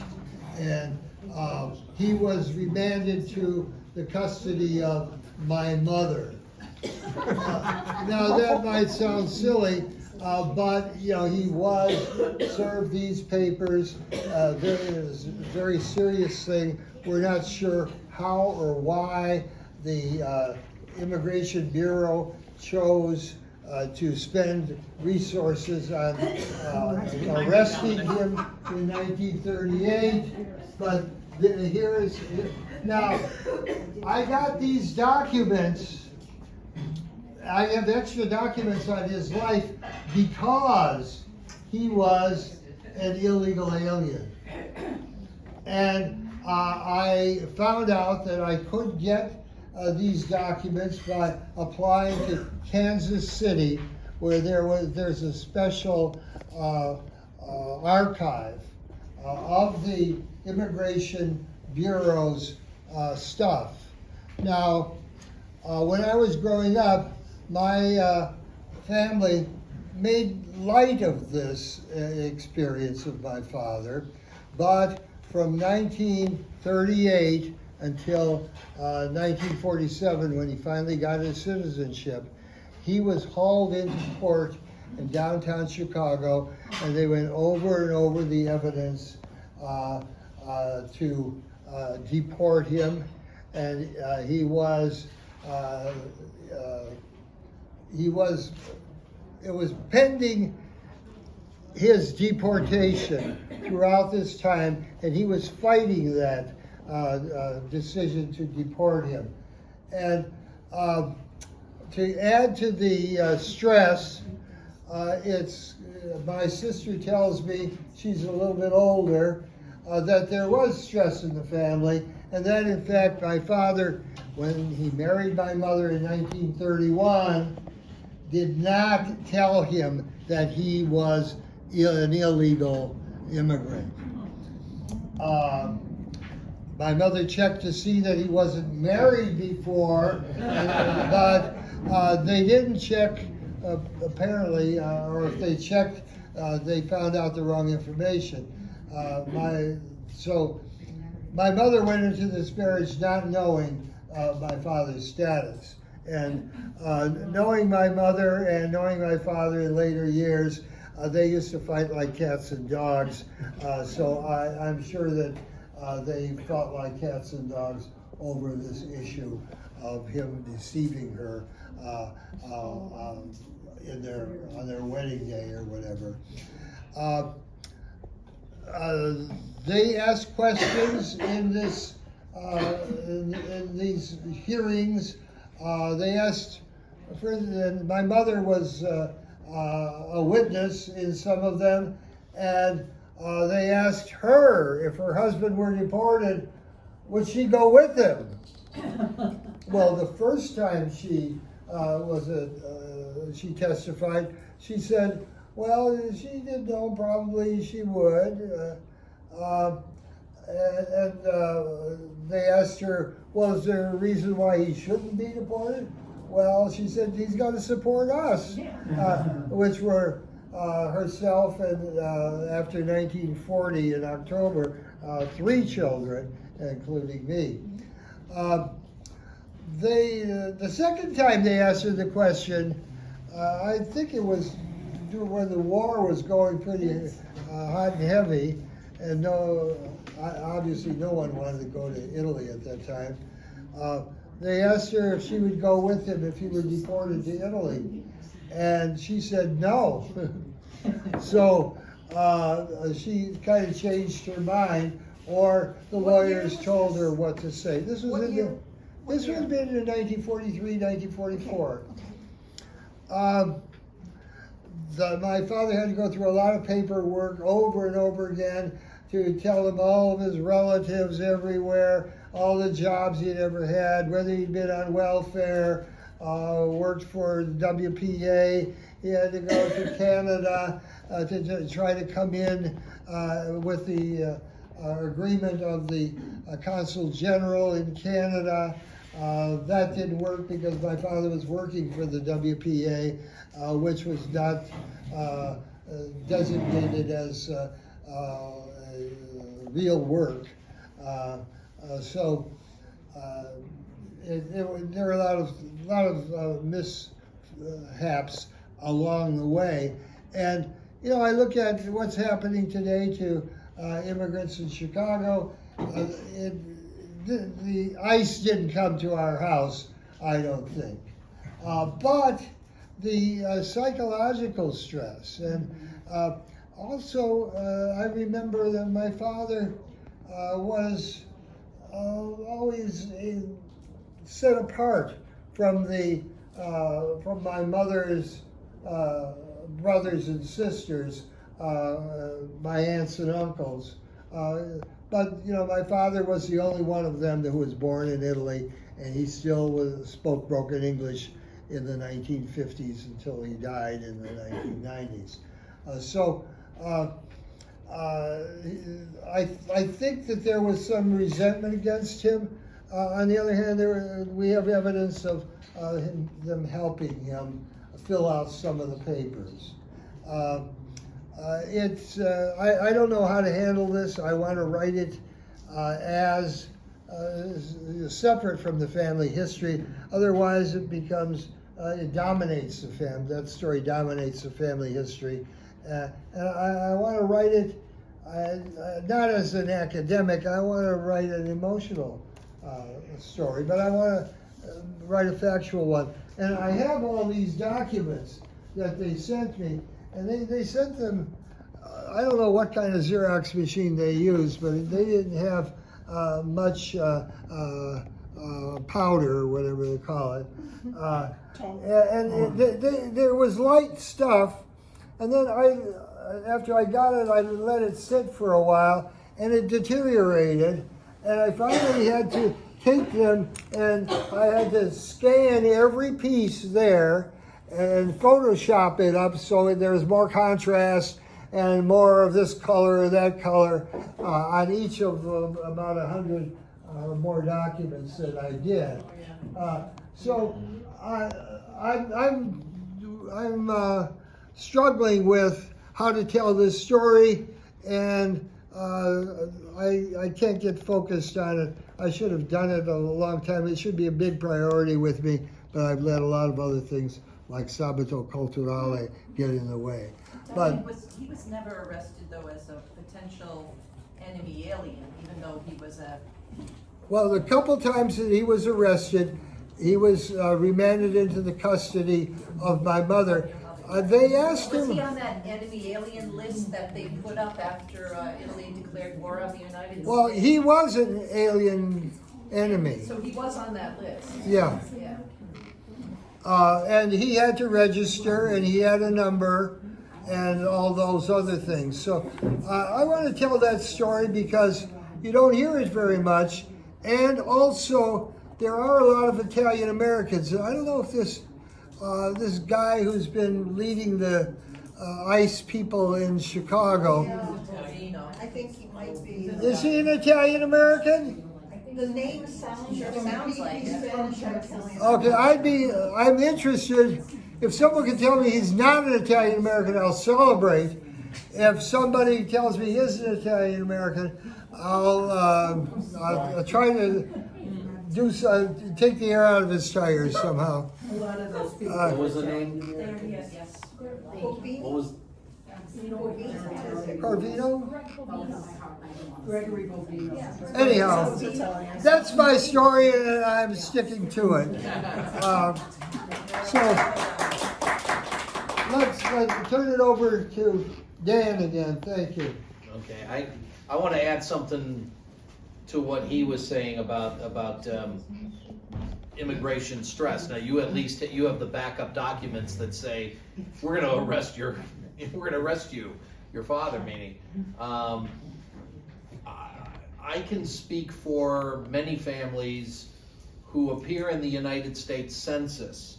Now, this is every 10 years, and if you don't remember exactly what happened 10 years earlier, something you do once, you might be like, oh, what's this again?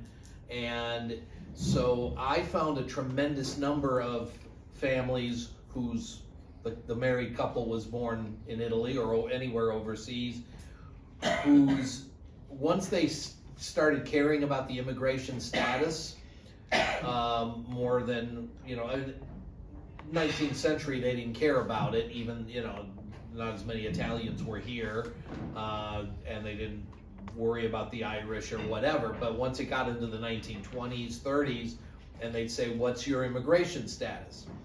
Well, I happen to have the naturalization papers of a lot of these people, and those papers did not take place prior to that census, but the census says PA, meaning we filed our papers.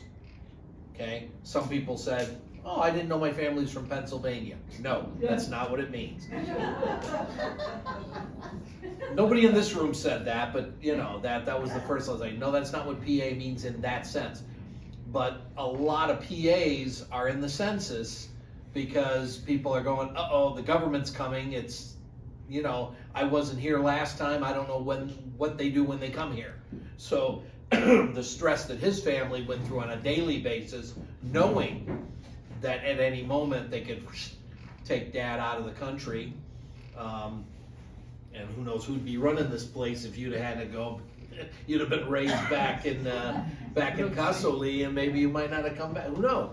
I mean, if you got taken out of the country, deported, you want to come back? Maybe not. But at any rate, yeah, there were a lot of families who we did not know. You know, I found their naturalizations came a little bit later. I noticed also that a lot of families, if they had sons in World War II in particular, the parents might not have bothered to get their citizenship lined up, but as soon as pressure was brought to bear maybe on that, hey, you're from one of the enemy countries, okay? Suddenly, you know, I mean, my step-grandfather's parents never became citizens, but all 4 boys joined 4 different branches of the United States Armed Forces. And so they had 4 stars in the window, and luckily none of them were gold. But that said to the neighbors and to anybody who was looking, we've done our part, okay? And so they never, the father died at the end of the war of the 4 boys, and died never having filed anything. So, but he didn't have to. And then families like my grandparents' generation, who were too young for World War I, too old for World War II, their kids were too young for World War II. Okay, now I have a little bit better of a set of papers for most of those folks, because the only way they could prove their loyalty to this country was to file the papers to do so. Say, yeah, this is where I'm going to live. I'm not going back. I mean, the statistics are all over the place about the number of Italians who went back, higher than most European immigrants to this country of that time frame. And my great-grand uncle came and went 5 times. So he was either restless or somebody was after him. I don't know. I don't know the story of why he came and went so often, but he died. I mean, he's on so many passenger lists. You'd think he was in the crew, but he. That was very common. Yeah. Because they would come and work and then go back. Mm-hmm, So sure. that was his, yeah. Well, I don't know what he did. Unfortunately, when I went to Italy and I met his son, who was in his 80s at the time and spoke not a single word of English, and I spoke precious little Italian. So unfortunately, we couldn't do a lot of trade-off on, so how come your pop, you know, okay, if his pop had stayed here, he would never have become mayor of Trajano. Yeah. He was a professor of literature or something. But the father, you know, I don't know much about him. I got to see who's left who can tell me anything. Yeah. So I find from being born and raised in Italy and then living here in the United States that men came back and forth due to the purpose of work, as she said, as Carla said. And the roots always pull you to Italy, but when you're in Italy as a man that has a family, you don't find work, so then you find yourself as a man coming back to the United States. I find that story very common. Sure. It's not that you didn't know what to do. You love America because of the opportunity to work, but you love your Italian and Italy because that's where your roots are, and those roots pull you there. So that's the majority of the situations. Well, once you know, it's one thing to be born in Italy and you just hear about America through happy letters, streets paved with gold, all that, and you say, okay, well, I can make, wow, I can make $1 a day sweeping floors in a grocery store at my cousin-in-law's grocery store, that kind of thing. So you come over here and you go, okay, well, this is good, I'm making money, I'm sending it home, and then, well, I miss everybody, Yana? Both my grandfathers came here, lived a little bit, made some money, went back, married, never came back. I have a great grandfather who came and went multiple times. And on his last trip back to Italy, he died at sea, and they buried him at sea. Wow. And he had a young family there, and that was the end of my great grandfather. There were economic events too. Yes, so yes, I can attest to that, both my grandfathers and my great grandfather. For that reason, for the purpose of making money and going back. There was no intention to stay here. Okay, so So I can attest to that. Dan, I want to mention something about what you were talking about AI.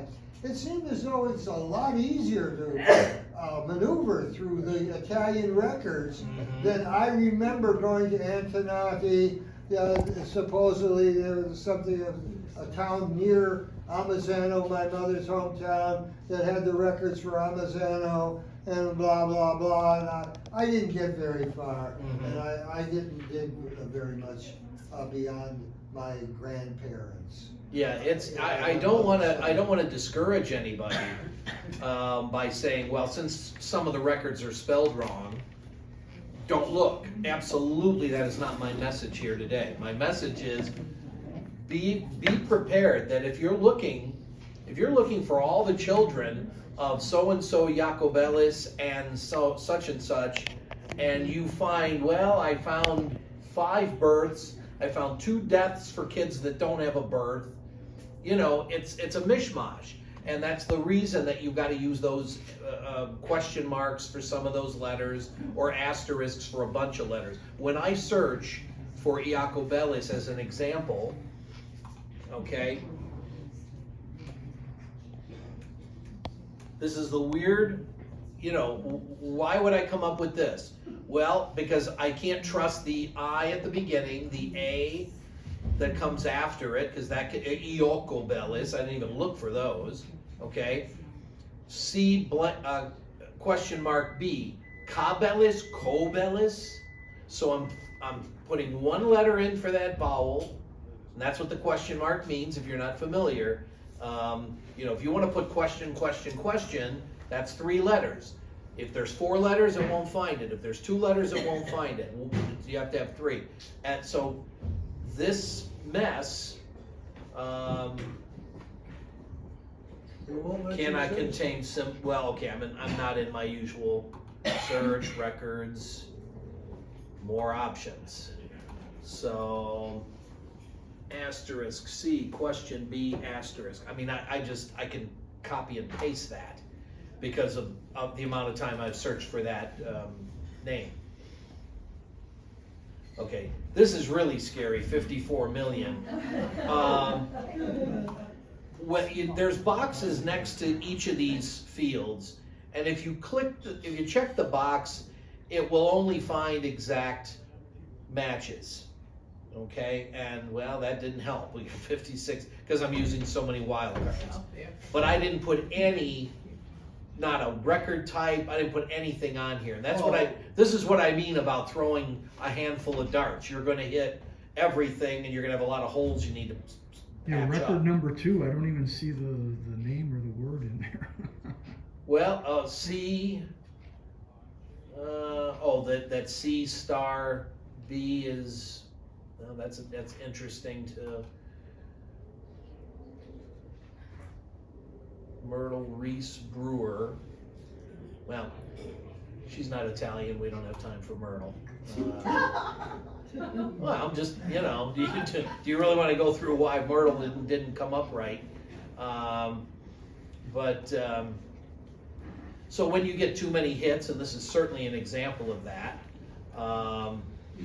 Then you want to limit by type to start with, And like I say, I don't have a family off the top of my head to come up with a bunch of hits.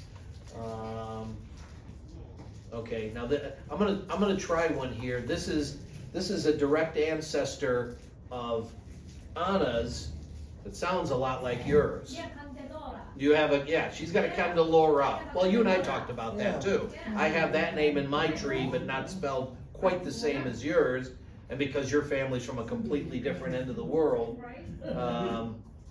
Okay, so it's Vito Nicola, C blank ND, okay, and the spouse, actually no, hold on, let's do this right. You gotta put father and mother, you wanna search for a family. Father, Vito, C-A-N-D, whoops, I'm really having trouble typing here. And mother, in this case, is Vita Michela Squayo. Lowercase q turns into G a lot too. Yeah. When you're doing AI searches. So now this is the Trigiano side. That's why we're connected on these, and it's a coincidence that his name is there too. So everybody's related, huh? So these are, pretty much. Well, so we have a death from 1844. I mean, there's 25 hits. Is that too many hits? Not when you're looking for a family. So you've got a death in 44 of a Teresa. There's a duplicate here. That's okay. That happens sometimes. When you get back to older records, the births may be two different pages, two different images. The right-hand side is the first page of the birth, and then the next image is the left-hand side is the second page of the birth. So you get doubles. So here's another Teresa born in 1822. So we've got Teresas born 21 years apart to the same couple. Okay, that's certainly within the bounds of possibility. Here's a Rosa that died in 1881, married to Giuseppe Adante. So coincident, this is another ancestor. Okay, this is her death. Because she's the daughter of this other couple. So 1823 died in 1885. We get a lot of, if you haven't done this, you can get a lot of hits from, if everything's perfect. If it's not perfect, then you gotta, but I limited it to Candelora, Cand, and Squaw. And that sounds silly, but so far, I'm looking at the parents. I know it looks bad on the screen that you're looking at. And yes, there's duplicates, but every single one of these 25 is part of this family. Here's a marriage, 1845 to Rocco Rubino. And here is her death in 1899, spouse Rocco Rubino, same lady. Now this says she was born in 1816, and you come down here to the marriage and she's born in 1826. Oh. So you got a little, you got an AI problem. Yeah.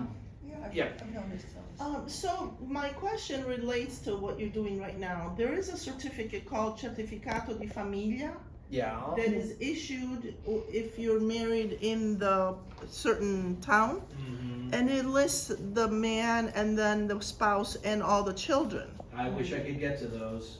You have no way of searching for Certificato di Those are Famiglia? not available, no. Stato di famiglia. Stato. No, Well, Stato she's is also your right. status. It's under both. It's under both names, yes. Yes. But they're not Stato di available. Because the kids on the kids. They're not available here. Yes, the Yeah. kids that were 70 born in their years, hometown, not No, necessarily. they're just, they if never got, migrated, and the other children were because of born the in other- possibility of there being a much outside the later town. death that would be Or within the country. bounds of Oh. privacy Yeah. stuff. Oh, So, yeah, that's part of the problem. Well, there's some of the Allegati records, they won't put them in because they think that you might find something in there, be a 1945 marriage, but if the person was born in 1931, the woman, too young, but if she's there, I think I might have an example of the type of record. Now, is there anything on the handouts you haven't covered? I'm gonna talk a little bit, you tell me when to stop, because we're already at 1 o'clock. Let's go about a half an hour more. Okay, All right, I want to find this document. Italy, Certificato di Stato Familia is the way I've got it. Certificato di famiglia. And actually found, okay, somebody got a copy of one of these. I think they sent for it in the mail. So here's an example. It's very hard to read. The person did I don't know, but it's. I'm still trying to read this here. So they've got birth dates of the parents in the 1860s, and then the kids in the 1890s to 1907. And then some kind of status. Some of them say USA, some of them say Trajano. So it's, yeah, unfortunately it's a lousy copy, and I don't want to eat any more time than that. So what I want to show you now is some more search things that are up here. You see search, and you see a whole bunch of choices. You got records, which we've talked about forever. Full text, I'll talk about those briefly. So full text, this will be more stuff you're going to do not for your Italian records. I'll tell you why. Because they tried to do the full text. I was at a conference in Salt Lake City about 2 years ago, and they were just getting excited about releasing some Illinois wills and probate, and that they would have a text search. Okay, so the idea was that instead of having to know the person whose will your uncle was in, you could search the complete text of the will and find him buried in the bowels of the document. Okay, so there's a text search now. They've tried to do it mostly with TypeScript, so they eliminate some of this AI letter gibberish. Okay, I'm not sure who I have as an example of a text. So you notice there's no birth, no death, there's no a record type. Image group number I wouldn't bother filling in because you probably don't know that if you're still hunting down. Let me go to page 3 of my own handout. Okay, yeah, that'll work. They have name, but I don't know how the full text knows what's a name and what's a word.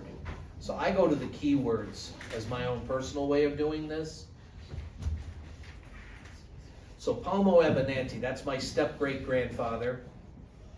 And because Palmo is a rare enough name, try a new way to filter. I'll filter the way I want to, gosh darn it. Okay, so petitions for naturalization, Eastern District of New York. Okay, now if I didn't already know that, I've got a Palmo. So my step-great-grandfather, his grandfather was Palmo Abenanti, and he had 8 sons who lived to adulthood. So guess what that means? Whole bunch of first cousins called Palmo Abenanti, including deceased ones and then replaced by another, and then 8 living at the time, adult ones. So there's a Palmo Abenanti. It says Palmo Ask Abenanti, age 27 years. So some of this stuff is handwritten. So an example, this is a naturalization. This is throwing darts all over the place, okay? But okay, see the text search came up with ask because they put XXXX through it, if you can see that. Okay, they were typing his name and got it wrong and corrected it, okay? So this guy's from Carbonara. He's born December 18th of 1894, so he's one of the Palmo cousins. And he ended up living in New York State, which took me a long time to discover that back then. I mean, I already knew it. And then I want to find a different one. Okay, so now we've got one called Paul, entered New York under the name of Palmo Abenanti. So the judge changed his name to Paul, and he became a citizen in Michigan. Wow. Now, Why would the judge change his name? They just Americanized it. They just changed it. Yeah, They well, used to do that They just did it. randomly. I thought my grandmother's name was Ethel her whole life, and she was very secretive about what she was when she was born. I finally went and tracked down her birth certificate in a small granite mining community in Maine, where her father had come over on one of those work contracts. They didn't even put the children's names on the birth certificate, it just said baby girl. yeah. So I found out that her real name was Vittorina, and they used to call her Ita, and she hated it because it was too Italian sounding, so one day she became Ethel.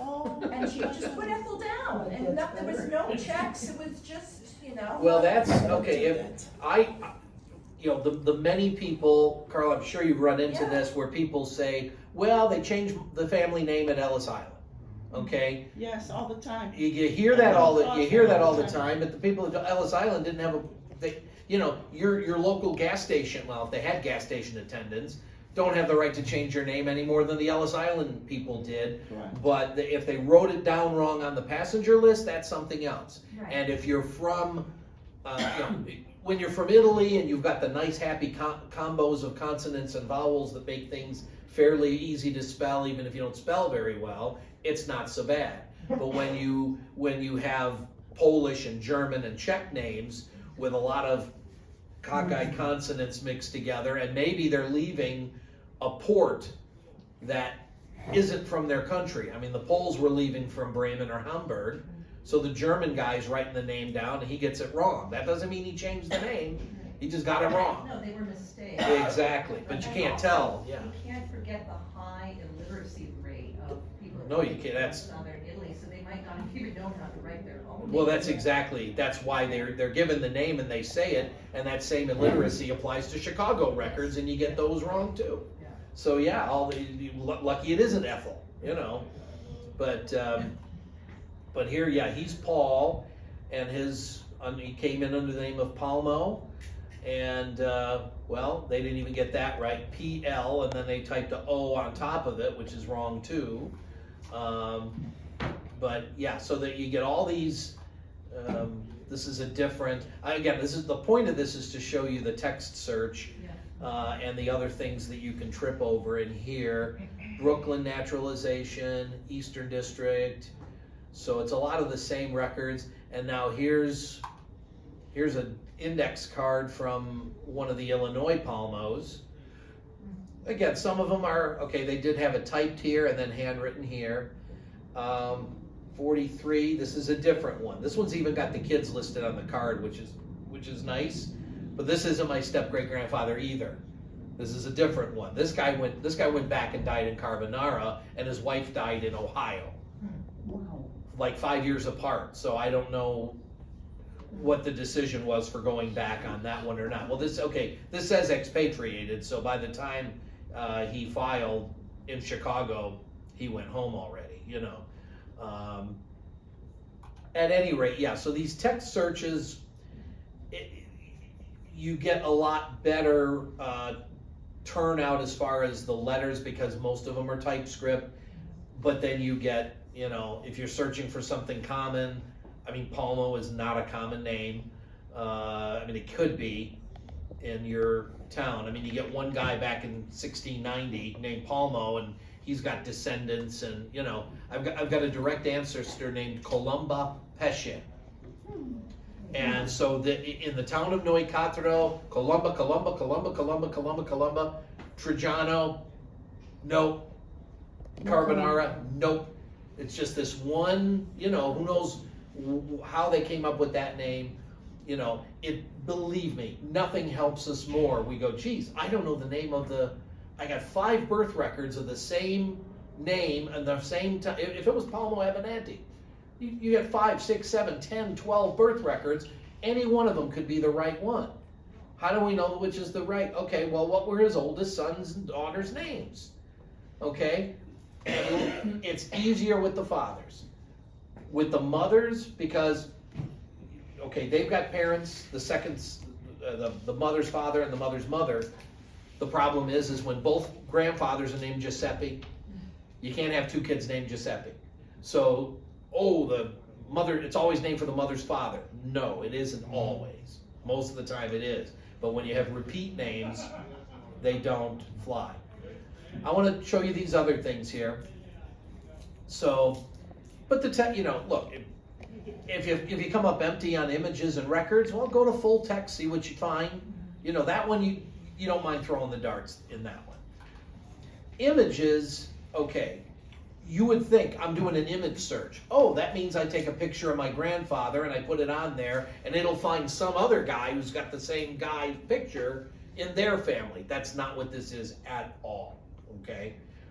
What historical images are, these are images that have come into family search and nobody's had time yet to really curate them and put them in the catalog, okay? Now, I don't know what made me go in here, probably just curiosity, some years ago, and I found Trajano marriage and death records from 1930 to 1945. No births, of course, because those are too recent. But marriages and deaths were in this images section. They were not in the catalog. So you look in the catalog under Trajano, they were not there. They're there now because somebody's gone through them. When I say curated, I don't mean index. That's a different task. But at least somebody to go through and make sure that they're all not blurry. And unfortunately, I actually know the guy who filmed my town Trajano records for the LDS church. I mean, he was born in Trajano, joined the Mormon church, and he ended up being one of their cameramen because he could speak the language because he was born over there. And about every third year, he misses a page. Oh dear. And I go, do you have a copy? You have originals? And he's never been able to track any down. So he's just flipping the pages, and somebody interrupted him, and he flipped one extra page, and now there's 3 birth records that are lost to history unless I go back over there or I write him a love note and say please. So I know I keep picking on Trajano all the time, but that's. So under images, now there's some stuff that is in here that is also in the catalog because they're getting stuff to the catalog like right away, okay? So, oh yeah, okay. Well, when I get to catalog, I want to show you something that I know they added because of me. I complained loudly enough that they finally listened. I'll go to there right now. So my complaint was this. I would say I want to find a Cook County record, okay? Because that's how they don't call them under Chicago for vital records. They want to, Cook County is what keeps the records. So I go down to vital records, and okay. Now it says birth records 1888 to 2006. Don't you believe it? Wow. They have some films called, well, there's some under the death records, they call them fetal death. So it may be miscarriages or whatnot, or stillbirths or whatnot, but that's not the point. But let me show you here. So, well, this isn't that bad. There's only 8 pages of these. Okay, but let's say I'm looking for a particular film number. You see these film numbers, and I gotta sit and I gotta read through 100 of them. Wow. Actually, I don't read through 100 of them. I hit Control F, 100356500. Whoop, it's going beep, so it doesn't have it. Okay, then I go to the second page. You get where this is going. I don't want to do this. And I pulled up one that was a 38 page,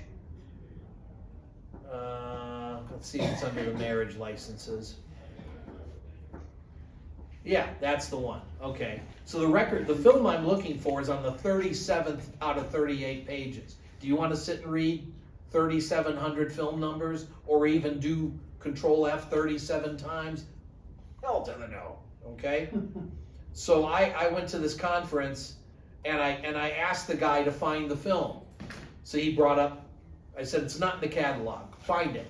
And so he sat there going through, after he got through the 5th page, I said, do you understand what I'm complaining about?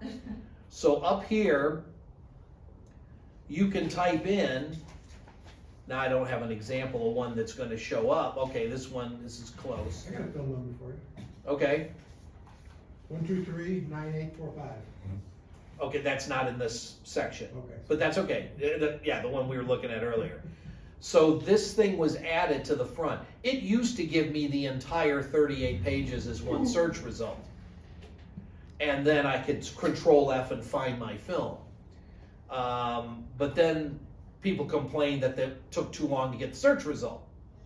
So here in this thing at the top of the first one, you could type in the beginning or the middle or the end of a film number, and boom, here's only one film out of 38 pages of films.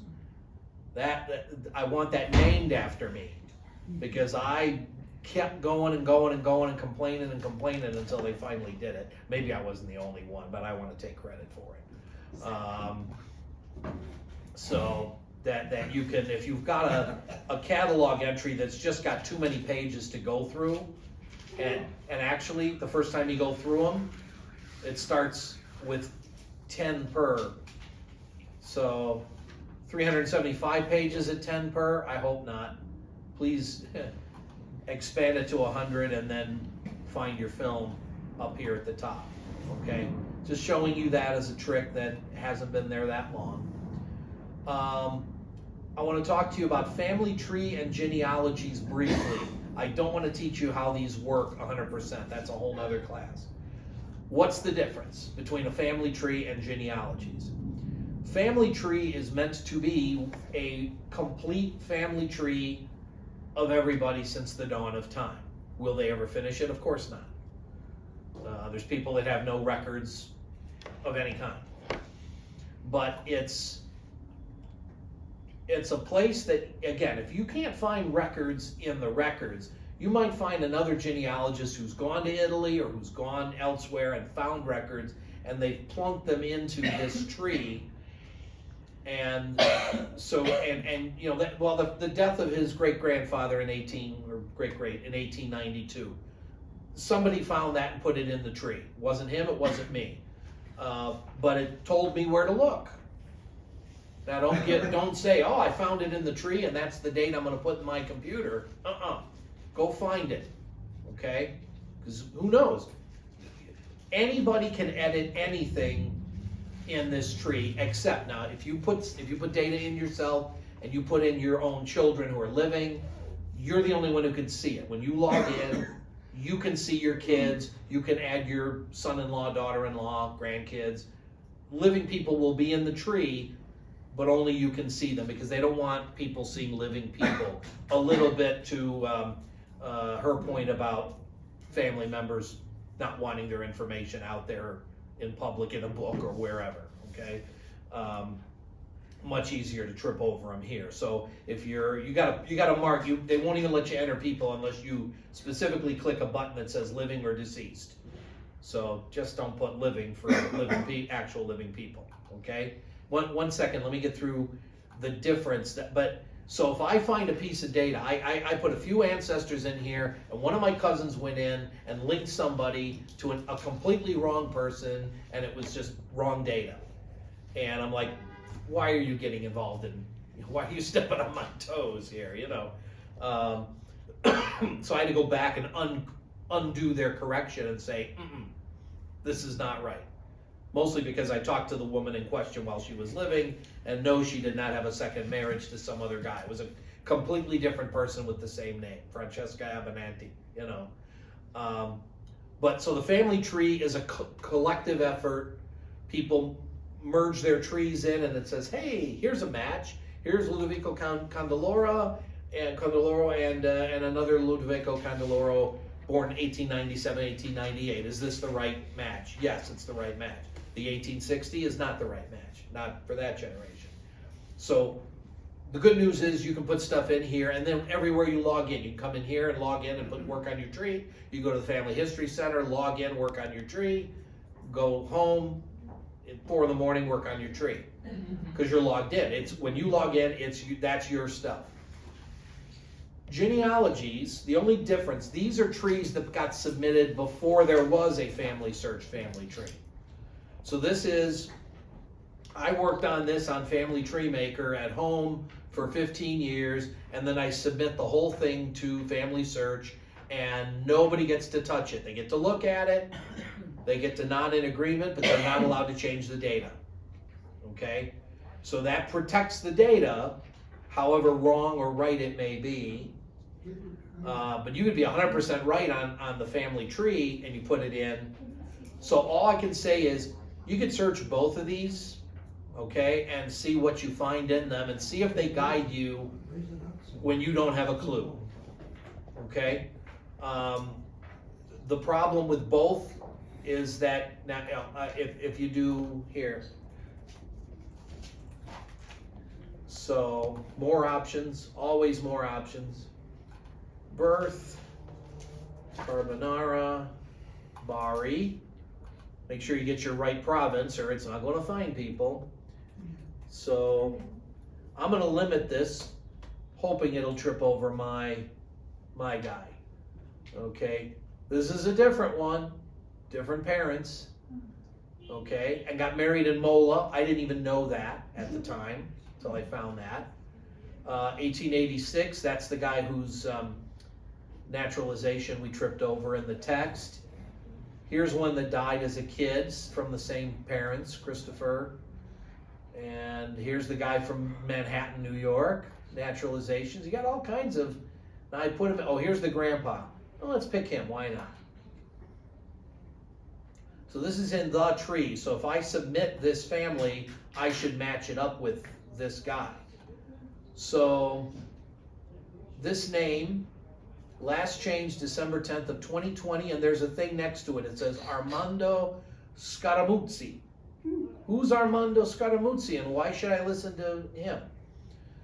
Well, what it is that that's the guy that submitted this. So this could be a descendant, this could just be a genealogist, this could be anybody on the planet. Armando might be the world's greatest genealogist, better than the top 5 in this room, or he could be a complete clueless, who knows what he is, okay? Now, the fact that he's got sources, 24 sources for this man's name, all right, that's a tip-off that somebody knows what they're doing, okay? But this is a way to try to contact, yeah, it says chat. Good luck that they're online at the same time you are. If any of you have used Family Search or Ancestry and you go, hey, I found somebody that's helped out with something, I want to send them a note to contact me so that we can compare our trees. I've got some that are in their 10th year of not being answered. Wow. Because people just don't, no, they just don't, they don't check their chats and their messages. Yeah. I found on Ancestry, a nice man named Benzini gave me a link to, he had constructed an Excel table of all the marriages in Bon Pietro from 1820 to 1900 and something. It's great. It only has a very few errors. He even puts the ages in parentheses in his Excel chart. He was wonderful. He sometimes gets the birth dates wrong because he's following what's in other records or people telling him stuff, and they tell him wrong information. Here's another AI to your point.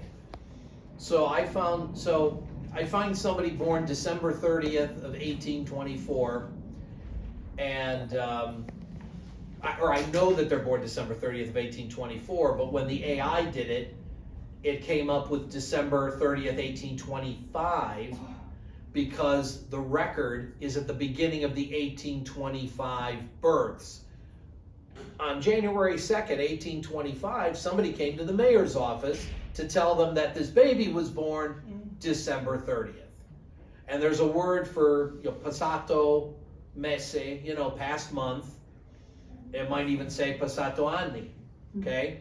Because it is a different year, but the AI didn't understand what that was. And so since it sees 1825 in the year of the record, it presumes that's the year of the birth. So now you got a wrong date. Another little AI kerfuffle. I'm going to hit this button about please review the text sources before editing this information. Okay, so that's Armando basically telling the rest of us, don't touch my stuff. I know what I'm doing. Okay, that's good.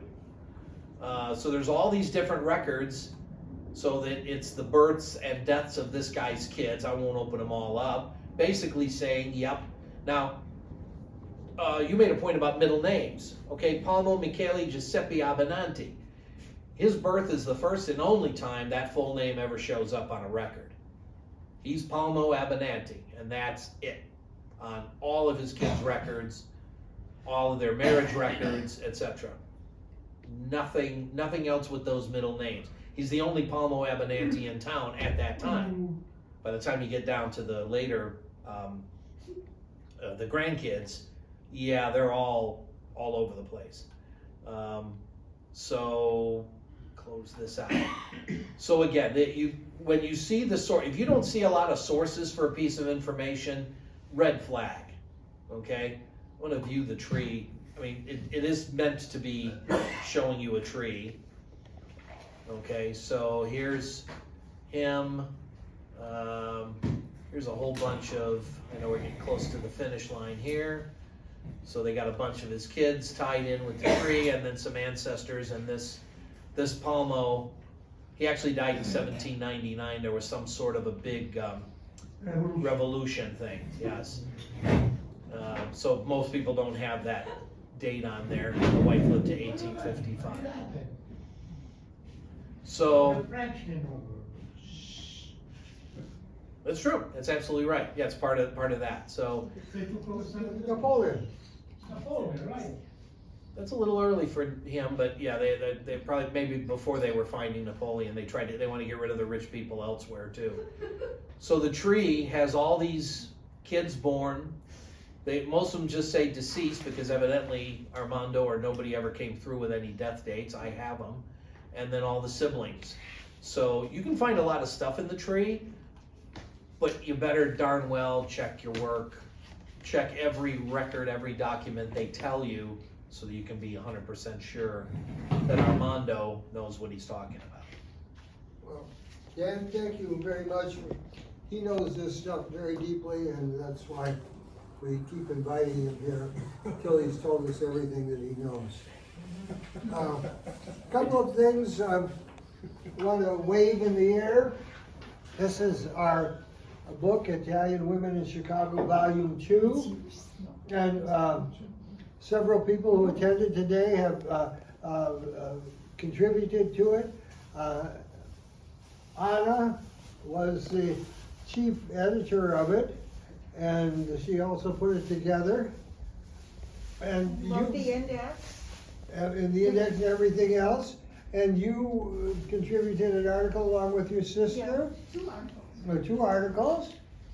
And I have a couple of articles in here that one of them relied heavily on the stuff that Dan did, advised me on. And that was the story of the large family in Chicago in 1933, the largest Italian family in the country. So we create publications. The publications last, and they help to tell us where we were and maybe where we're going and who we are. So support them all. And there was one other thing that I had to say. We'll now open it up. We'll close it down to individual consultations.